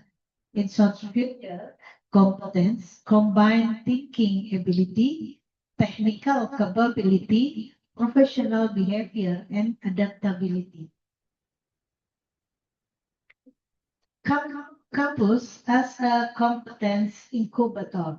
In this section, I would like to emphasize that the university should no longer be seen merely as a formal learning space, but as a competence incubator. The university needs to train, guide, assess, and provide real experiences so that students do not only understand theory, but also grow into talent capable of facing the world of work. This can be done through several approaches. With project-based learning, through project-based learning, students are trained to solve real problems, work in teams, thinking critically, and adapt. Apply research and community engage. Students can work directly with industry, SEs, and communities to understand real field problems and design data-driven solutions. Mentoring program. Mentoring helps students receive direct guidance from lecturers, alumni, and experienced practitioners in understand the world of work career development. Competency certification. Certification validates that student skills are not only learned, but can also be proven that professional recognize. These four approaches have been implemented by UMSIDA as an active form of university support in facilitating students' competence development through real experience, mentoring, applied research, community engagement, and competency certification. Career support and industry collaboration. Career support and industry collaboration serve as an important bridge between campus learning and student readiness to enter the workplace. Career support and industry collaboration can be realized through four key strategies that can help students become better prepared for employment. Career Center for Job Placement. The Career Centers help students access information, guidance, and job opportunities that match their competencies. Personalized career coaching. Personalized coaching helps students recognize their potential, plan their career direction, and prepare for recruitment process. Industry collaboration project. Industry collaboration project provide real experience for students to understand workplace needs and apply the competencies in a professional context. The last one, structured recruitment pathways. Structured recruitment pathways help students connect with industry through clearer, more targeted, and more relevant selection process. This is the data from the data also from the NECE 2024 Student Survey and Job Group 2025. This picture shows a gap between employer expectation of graduate competencies and employer graduate readiness. The largest gaps appear in communication, critical thinking, and professionalism, indicate that universities need to prepare students not only academically, but also in terms of communication, critical thinking, professional behavior, and mature workplace conduct. So this is my recommendation, strategic recommendation.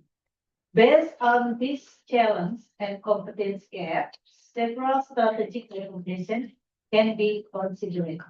First, university need to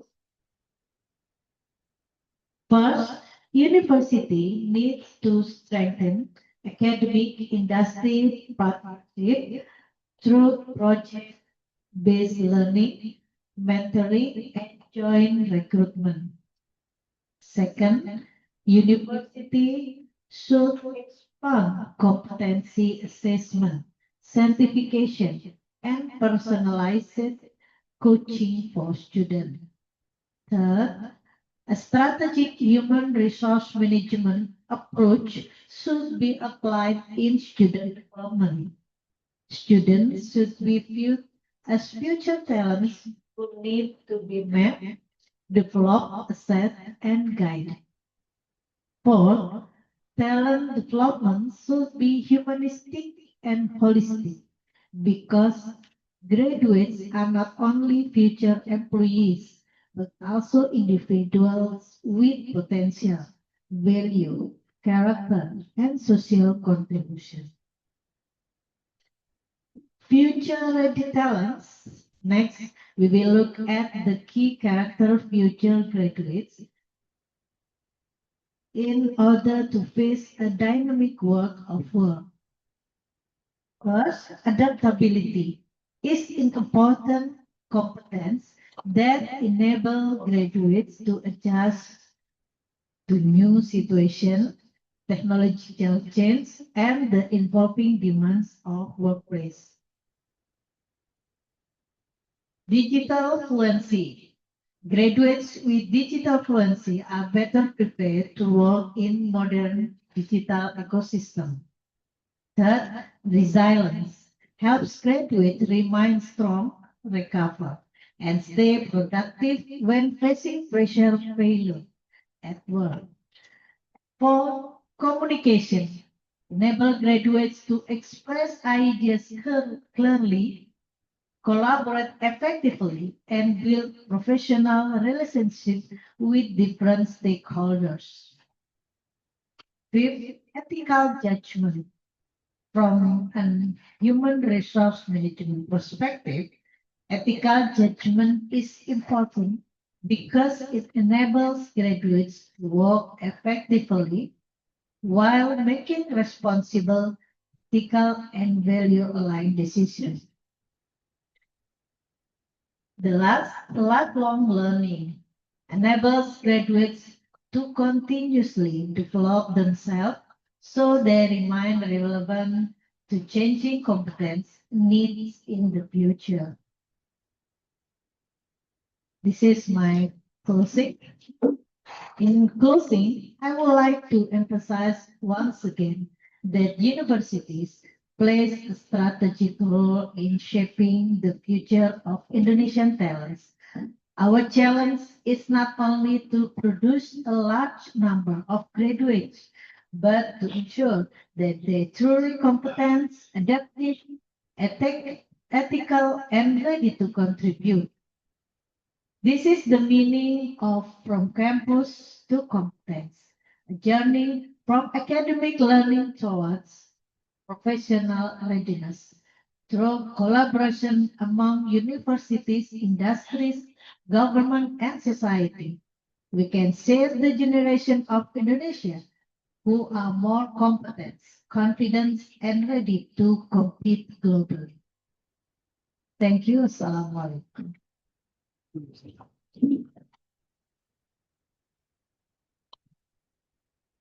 Waalaikumsalam warahmatullahi wabarakatuh. Ladies and gentlemen, now it's time to Q&A. Offline participant, you can raise your hand, while online participant, you can raise your hand with the future or write your question in the chat box. Okay, before that, please introduce yourself by mentioning your name and institution before asking your question. Okay? Do you have any question, guys?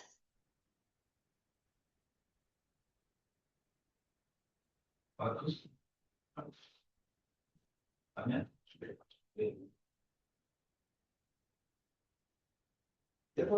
Coba.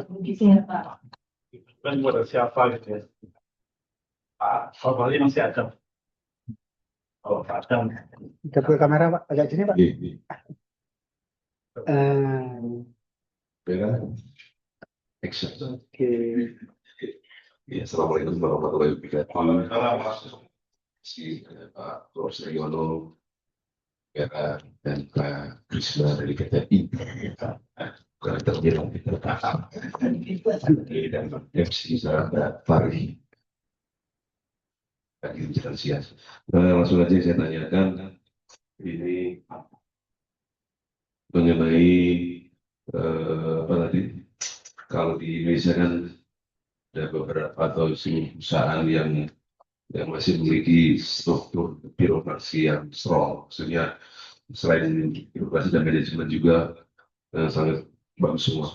Nah, yang saya tanyakan itu bagaimana seorang karyawan dapat menjadi agen perubahan untuk tanpa menunjukkan resistensi dari CEO atau perusahaan tersebut untuk bekerjasama dengan perusahaan tersebut. Saya terima kasih Bapak.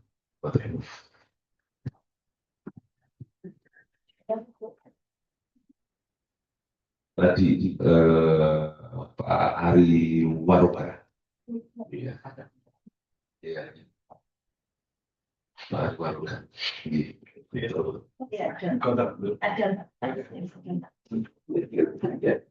Ditranslate ya. Jadi Pak Ari. Pak Ari.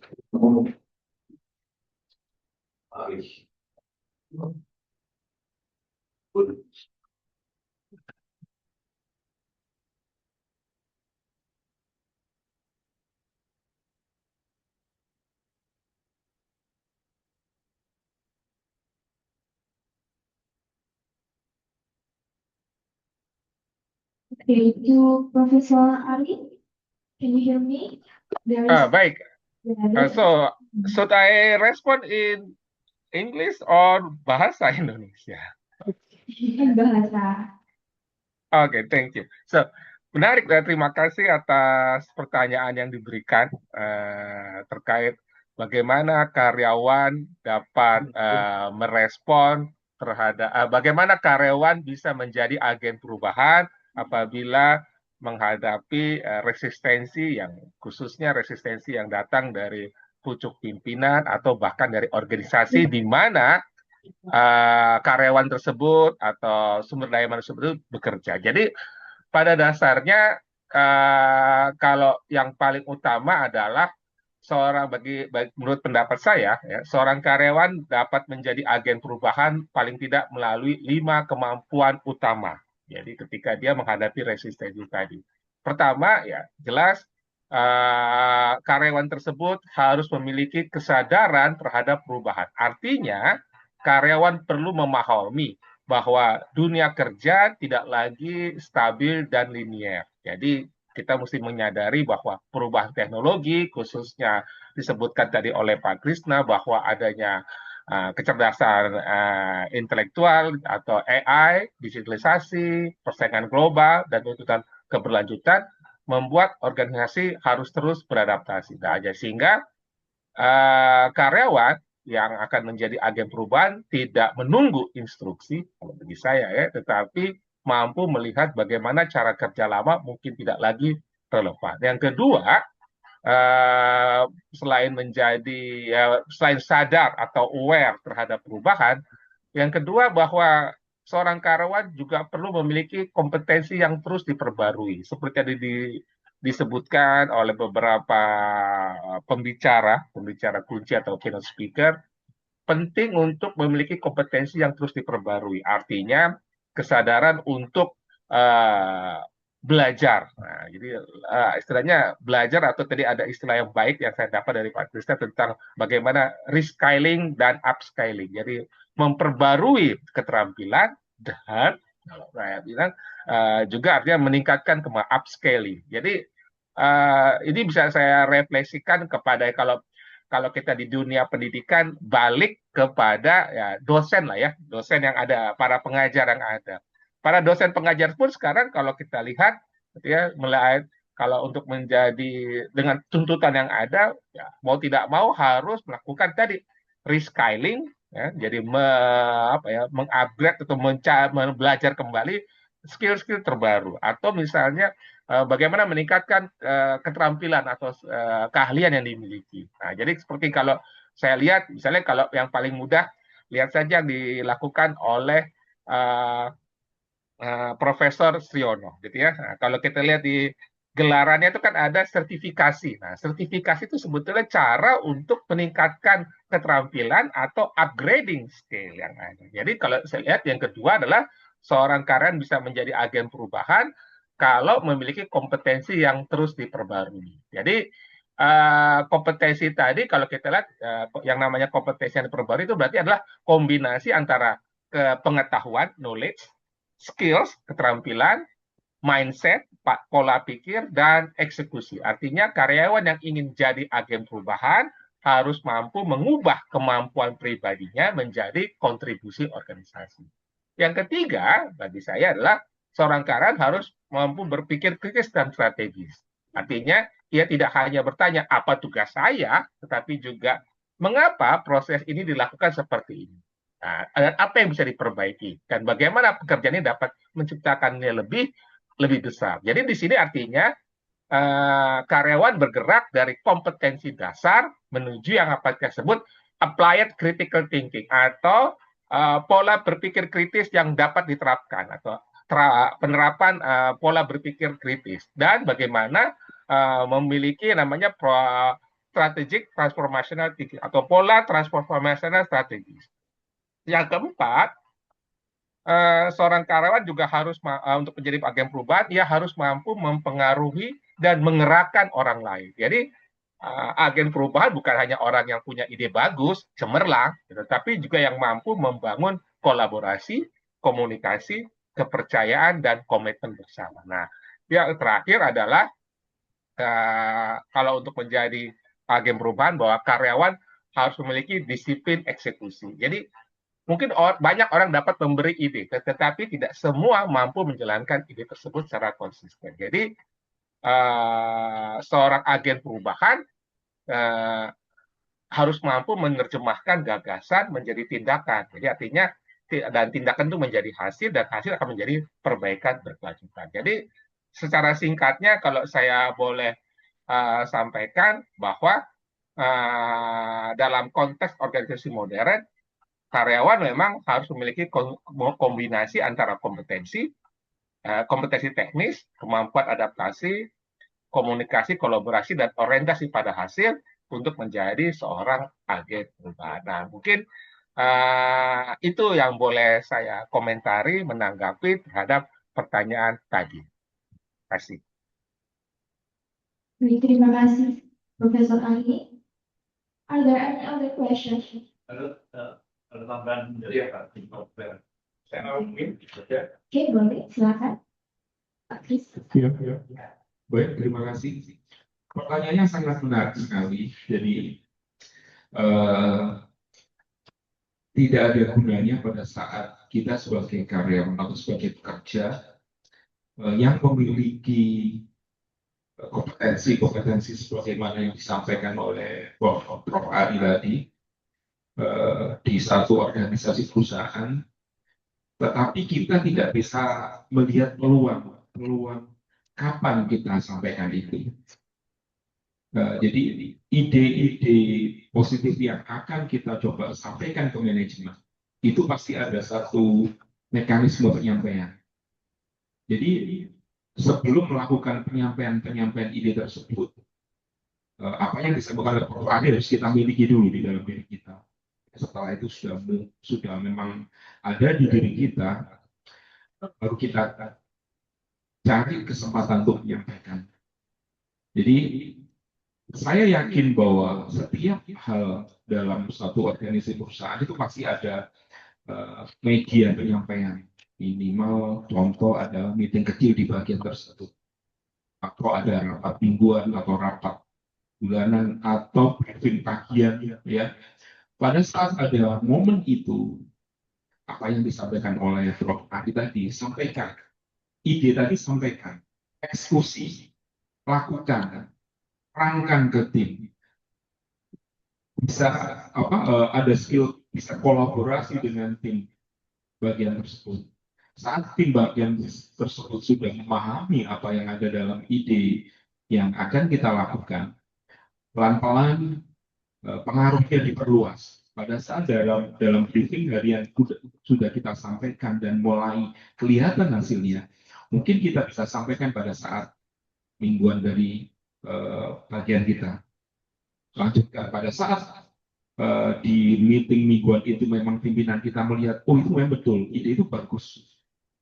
Biasanya kita dikasih kesempatan untuk menjelaskan di forum yang lebih luas lagi, yang mendatangkan dari beberapa bagian, beberapa departemen, bahkan sampai mungkin kalau perusahaan yang sangat terbuka, owner pun bisa datang. Kalau memang apa yang kita sampaikan tadi itu dampaknya sangat relevan sekali untuk kemajuan perusahaan. Dan memang di era sekarang ini, yang namanya hierarki kekuasaan itu sudah mulai kita sederhanakan. Generasi sekarang sangat keberatan kalau terlalu banyak prosedur. Sementara kita harus jalan cepat. Sehingga di tempat kami sudah terbiasa seorang staf pun menyampaikan ide pada saat ada pertemuan yang itu memang kita, kalau menurut kita masuk akal, kita akan bahas lebih detail dengan tim-tim yang relevan terhadap ide tersebut. Yang penting adalah dalam penyampaian itu memang ada hubungannya kemajuan perusahaan, ada hubungannya dengan perkembangan perusahaan, ada hubungan positif juga dengan hal-hal yang berkenaan dengan kebaikan ke depan. Itu biasanya akan kita respon, akan kita tim terbatas sampai memang kalau pilot project-nya oke, kita jalankan. Jadi inti dari yang saya sampaikan harus tahu media apa untuk penyampaian itu, supaya eksekusinya pas, supaya eksekusinya itu nanti akan nyampe ke atas. Gak mungkin seperti kita langsung bisa ketemu dengan pimpinan di atas sebelum melalui lingkungan yang sehari-hari dengan kita. Yang saya maksudkan tadi kan tiap bagian pasti ada namanya briefing harian ya, sampaikan ada briefing mingguan, ada bulan, itu media untuk menyampaikan. Terima kasih, itu tambahan saya.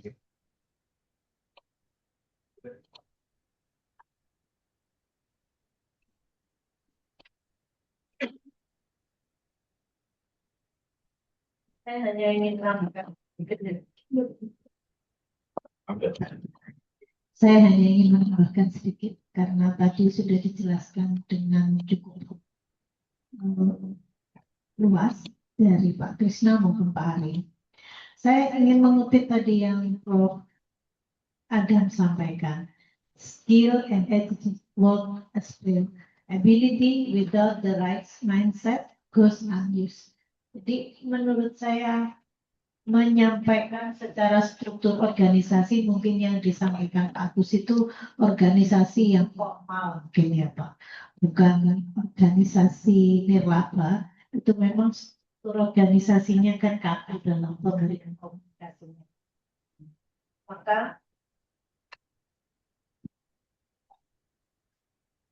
Maka sejauh mindset kita yang pertama untuk keberlangsungan kerjaan kita maupun perusahaan dan mindsetnya untuk kemaslahatan semua, maka komunikasi itu menjadi cara untuk menyampaikan mungkin tidak langsung tapi secara bertahap. maka kecakapan saja atau ability saja tidak disertai dengan kejelasan tujuan atau right mindset, maka tidak akan terlihat sesuai dengan yang kita maksudkan. Hanya mungkin karena struktur organisasinya kaku, maka perlu disampaikan secara bertahap. Yang penting mindsetnya adalah tujuannya untuk kebaikan bersama dan untuk mendukung perubahan menjadi lebih baik. Mungkin hanya sedikit menambahkan itu saja. Terima kasih. Baik, terima kasih pada Profesor Ari, Pak Kris, dan Bu Vera. Apakah ada yang ditanyakan lagi dari yang ada di online? Barangkali, silakan.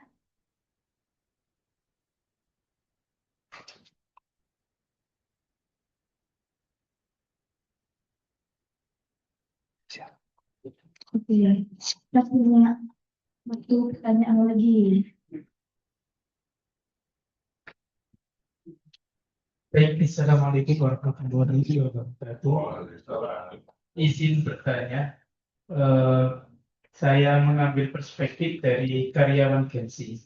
Karyawan Gensi ini relatif dalam bekerja ini mengambil mode aman, mode zona nyaman. Dalam arti karyawan Gensi ini bukan melakukan mungkin enggan mengkomunikasikan idenya karena ketakutannya ketika idenya dikomunikasikan, ia akan menjadi ketua dari pilot project tersebut.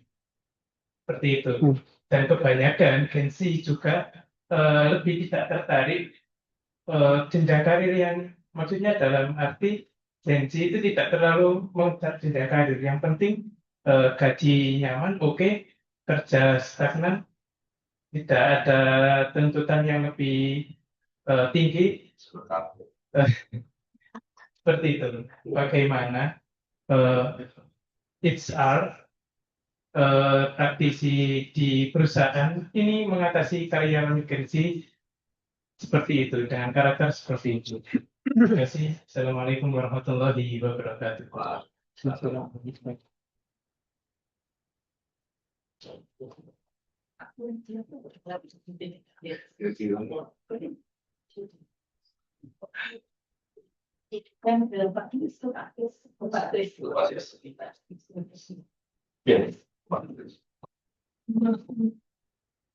Baik, terima kasih. Kita samakan dulu persepsi kita tentang Gensi. Jadi di media sosial bersuara semua definisi tentang Gensi yang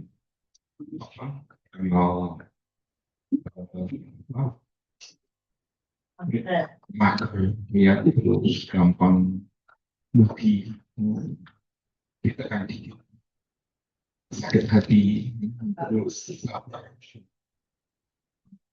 saya ikut mazhab yang tidak percaya itu karena banyak Gensi yang orangnya bagus, tahan terhadap pressure, ya. Idenya juga banyak, pemberani, tidak terlena di comfort zone. Saya dapatkan itu di tempat kami. Bahkan kan ada yang sekarang sudah masuk ke level junior manager, seorang Gensi. Anaknya benar-benar tidak yang seperti digambarkan tadi. Walaupun banyak orang ngomong bahwa Gensi seperti itu, tetapi kami mendapatkan yang tidak seperti itu. Sehingga saya masih ikut mazhab yang ternyata di Gensi itu banyak yang SDM bagus. Jadi jangan sampai kita melabel diri kita sendiri yang terutama yang Gensi itu bahwa karena orang lain ngomong seperti itu berarti saya harus saya harus menyesuaikan bahwa saya Gensi, saya harus seperti itu. Tidak seperti itu. Tergantung dari lingkungan mana dia dibesarkan. Terus dengan lingkungan mana dia bergaul. Dia punya perspektif dan pemikiran yang bagaimana. Karena masih banyak Gensi yang mereka adalah SDM yang pilihan. Dan saya sampaikan sendiri di sini tempat kami bahkan ada Gensi yang sekarang sudah masuk ke level junior manager. Dimulai dari mereka dia yang punya ide bagus, kita kasih proyek kecil dia selesai, kita gedein lagi proyeknya dia selesai, kita percayakan pekerjaan yang agak kompleks dia bisa, lebih kompleks dia bisa, akhirnya kita percayakan dia sebagai junior manager yang nantinya akan menggantikan kita yang satu saat akan pensiun. Sudah siapin gitu di level-level tertentu yang kritikal, yaitu kita udah siapin sampai 3 generasi ke belakang, kita udah siapin orangnya, sehingga pada saat level tertinggi ini nggak ada, yang bawah sudah ready to use. Mungkin ada yang lain dari Prof. Adi mungkin bisa menambahkan. Terima kasih.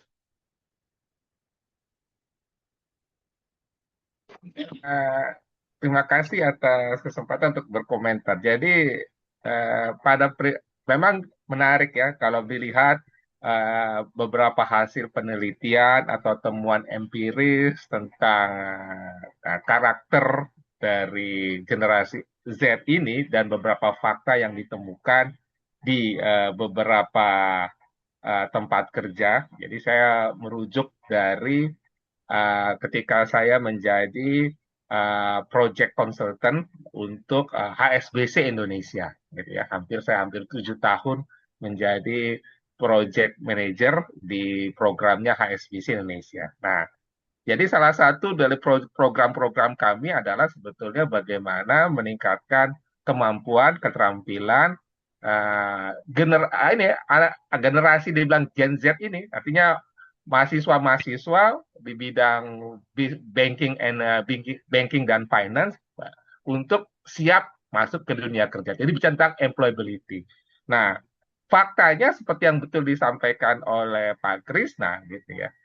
Walaupun memang ada banyak tanda petik komentar atau yang bilang generasi Z ini adalah generasi yang malah bilang maaf generasi strawberry gitu ya, generasi yang banyak orang bilang tidak tangguh lah atau tidak siap atau senang dengan zona kenyamanan, tapi faktanya adalah gitu ya, boleh dikatakan jumlah yang sama besarnya, gitu, jumlah yang lebih baik adalah memang kelompok generasi yang kalau saya boleh katakan generasi yang siap atau sanggup bekerja gitu, secara profesional. Jadi bagi saya gitu ya, menghadapi kelompok Gen Z dalam tanda petik ya sama, kalau mohon maaf di dunia mahasiswa kan kalau di mana-mana ini saya temukan gitu ya, baik di Indonesia maupun di Korea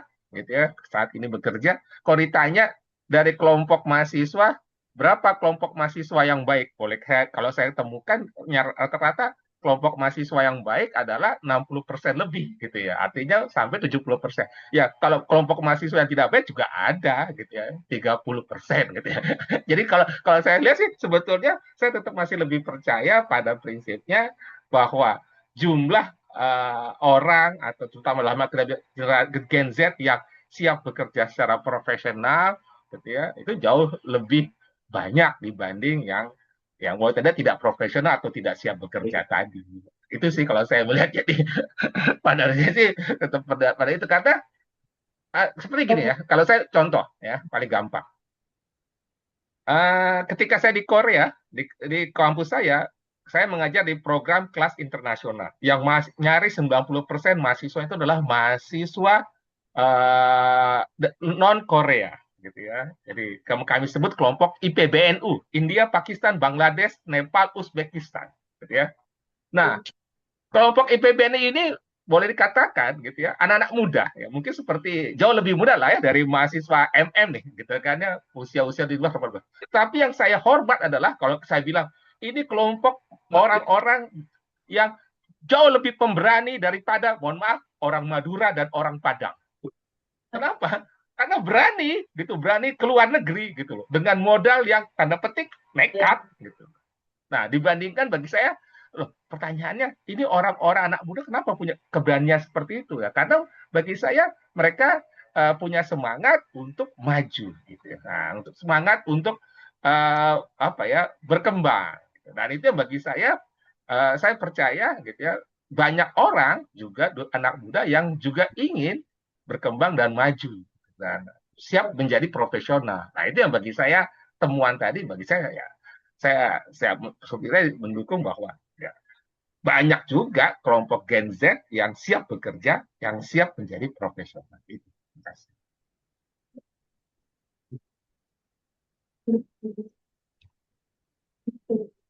Kata satu masih ada.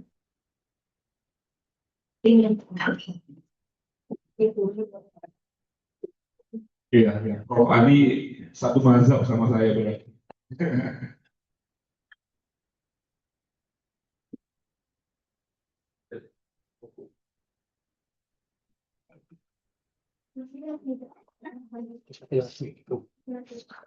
Iya, terima kasih atas jawabannya.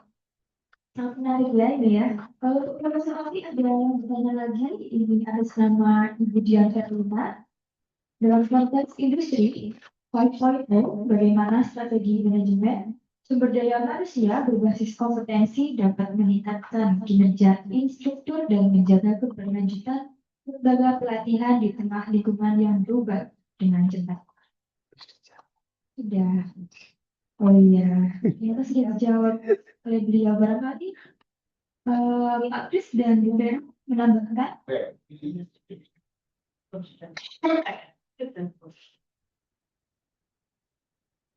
Ada? Cukup.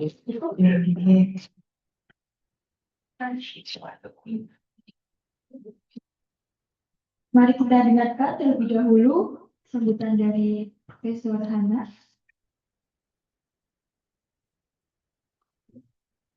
Prof. Hana, Assalamualaikum. Waalaikumsalam. Monggo, silakan Prof untuk sambutannya. Oh ya, terima kasih Mbak.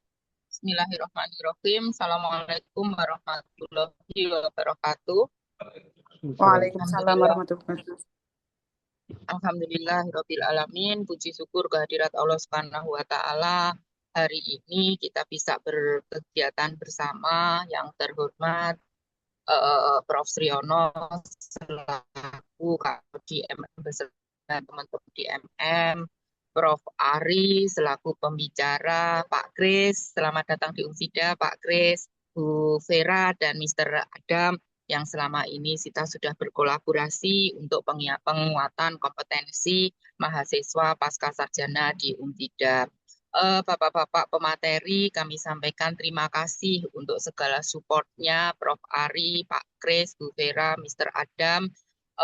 Insya Allah ini adalah satu kegiatan yang ingin rutin kami lakukan sebagai bentuk penguatan kompetensi bagi mahasiswa MM khususnya dan pasca sarjana umumnya. Dan bagi para peserta kegiatan ini, terima kasih untuk kehadirannya. Kita sama-sama tadi sudah mendengar betapa pentingnya penguatan kompetensi dan tadi di akhir saya membaca tulisan sedikit dari Prof. Ari bahwa SDM itu sebagai faktor pembeda antar institusi. Kita sama-sama tahu modal utama dalam bentuk modal investasi, modal finansial itu mungkin semua institusi bisa memenuhinya.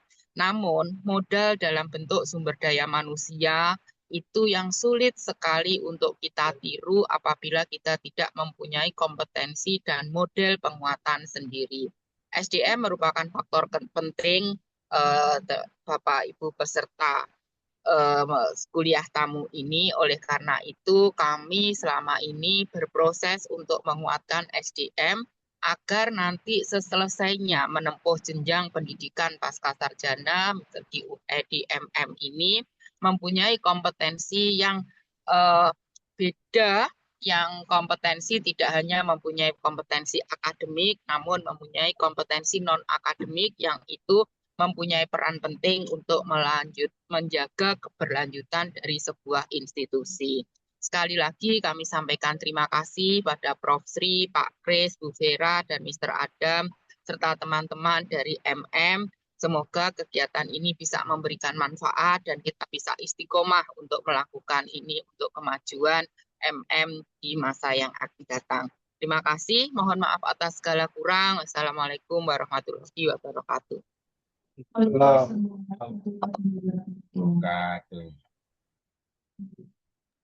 Mari kita kembali ke English.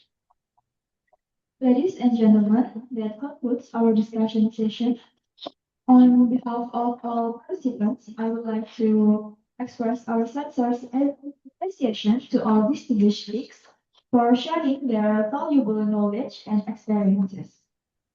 Your insights have certainly enriched our understanding of future competencies and strategic excellence.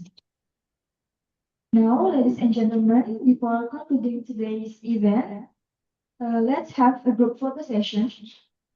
May I kindly invite all speakers, Professor Ali, university leaders, lecturers, committee members, and participants present in the venue to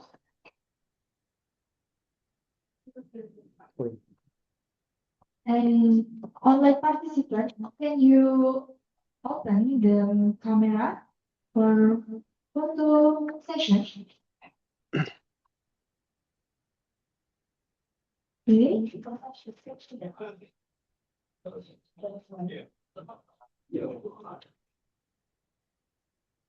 Bagi yang online, mohon dinyalakan kameranya untuk sesi dokumentasi.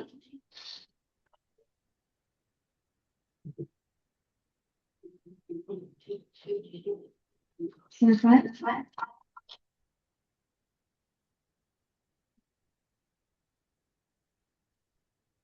Kita tunggu sebentar.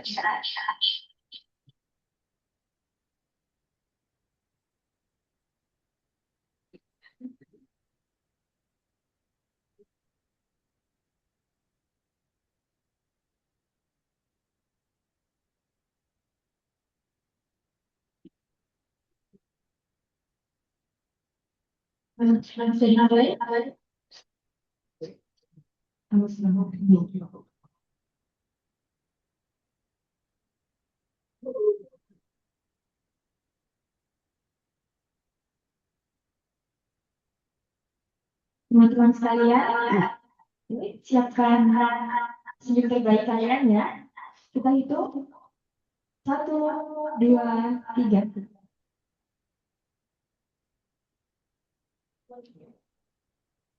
Slide selanjutnya.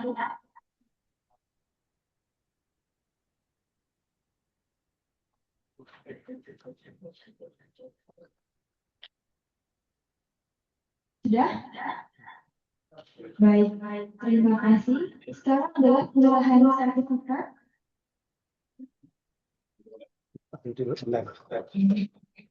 Kepada Mas Ari, cara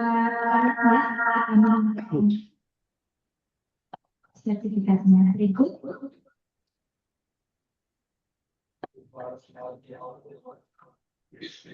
Terima kasih kepada Profesor Ali. Selanjutnya, Profesor Adam.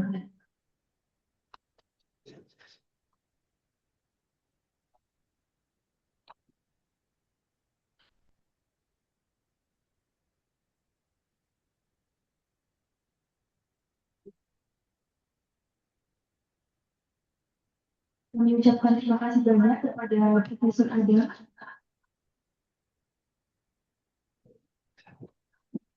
Selanjutnya,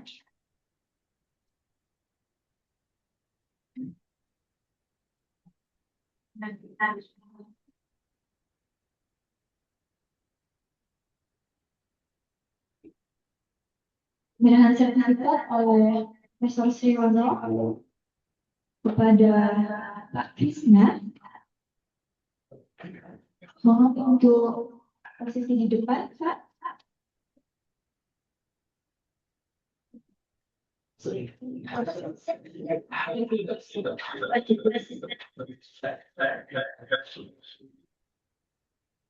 Pada tim dokumentasi.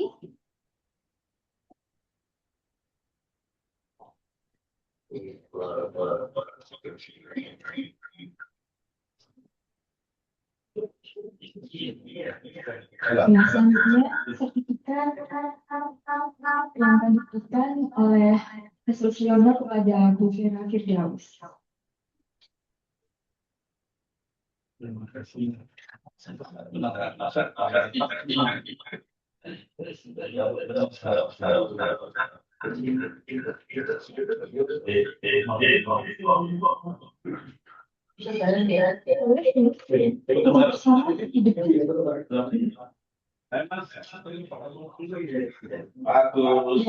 seluruh partisipan yang hadir offline,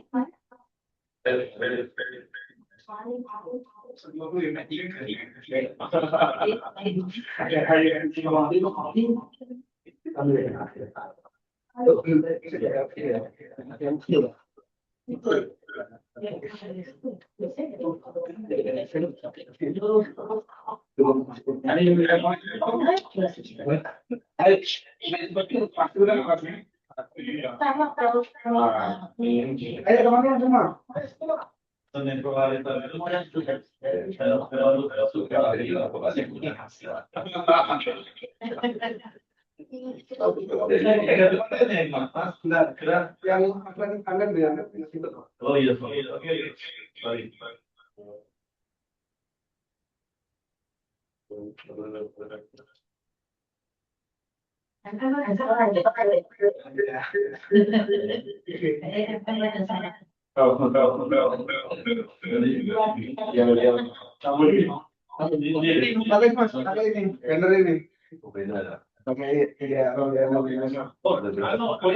Iya, itu. Mas, testimoni Mas ya. Apa? Testimoni. Oh, testimoni. Iya, testimoni. Ayo, kita ngomong.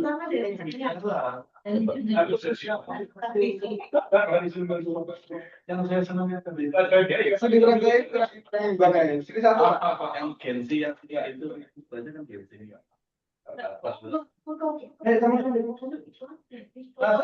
Apa? Nanti ada bedanya kan. Karena Gen Z langsung beneran tahu peraturan ya. Kalau mas bapaknya Pak Kris berarti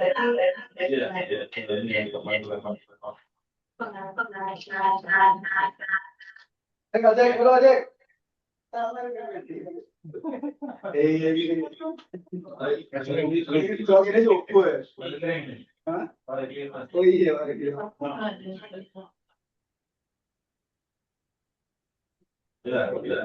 minta tapi 1 menit Mbak Isi. iya. Oke, terima kasih. Ladies and gentlemen, we have now come to the end of today's International Guest Lecture. Thank you to all distinguished speakers, participants, and committee members for your participation. I hope today's session has provided valuable insights and inspired us to continuously develop the competencies needed to succeed in the future. Please do not forget from the attendance to receive your e-certificate on behalf of Universitas Muhammadiyah Sidoarjo. Thank you for joining us. Wassalamualaikum warahmatullahi wabarakatuh. Waalaikumsalam warahmatullahi wabarakatuh. Pamit, pamit semua bareng.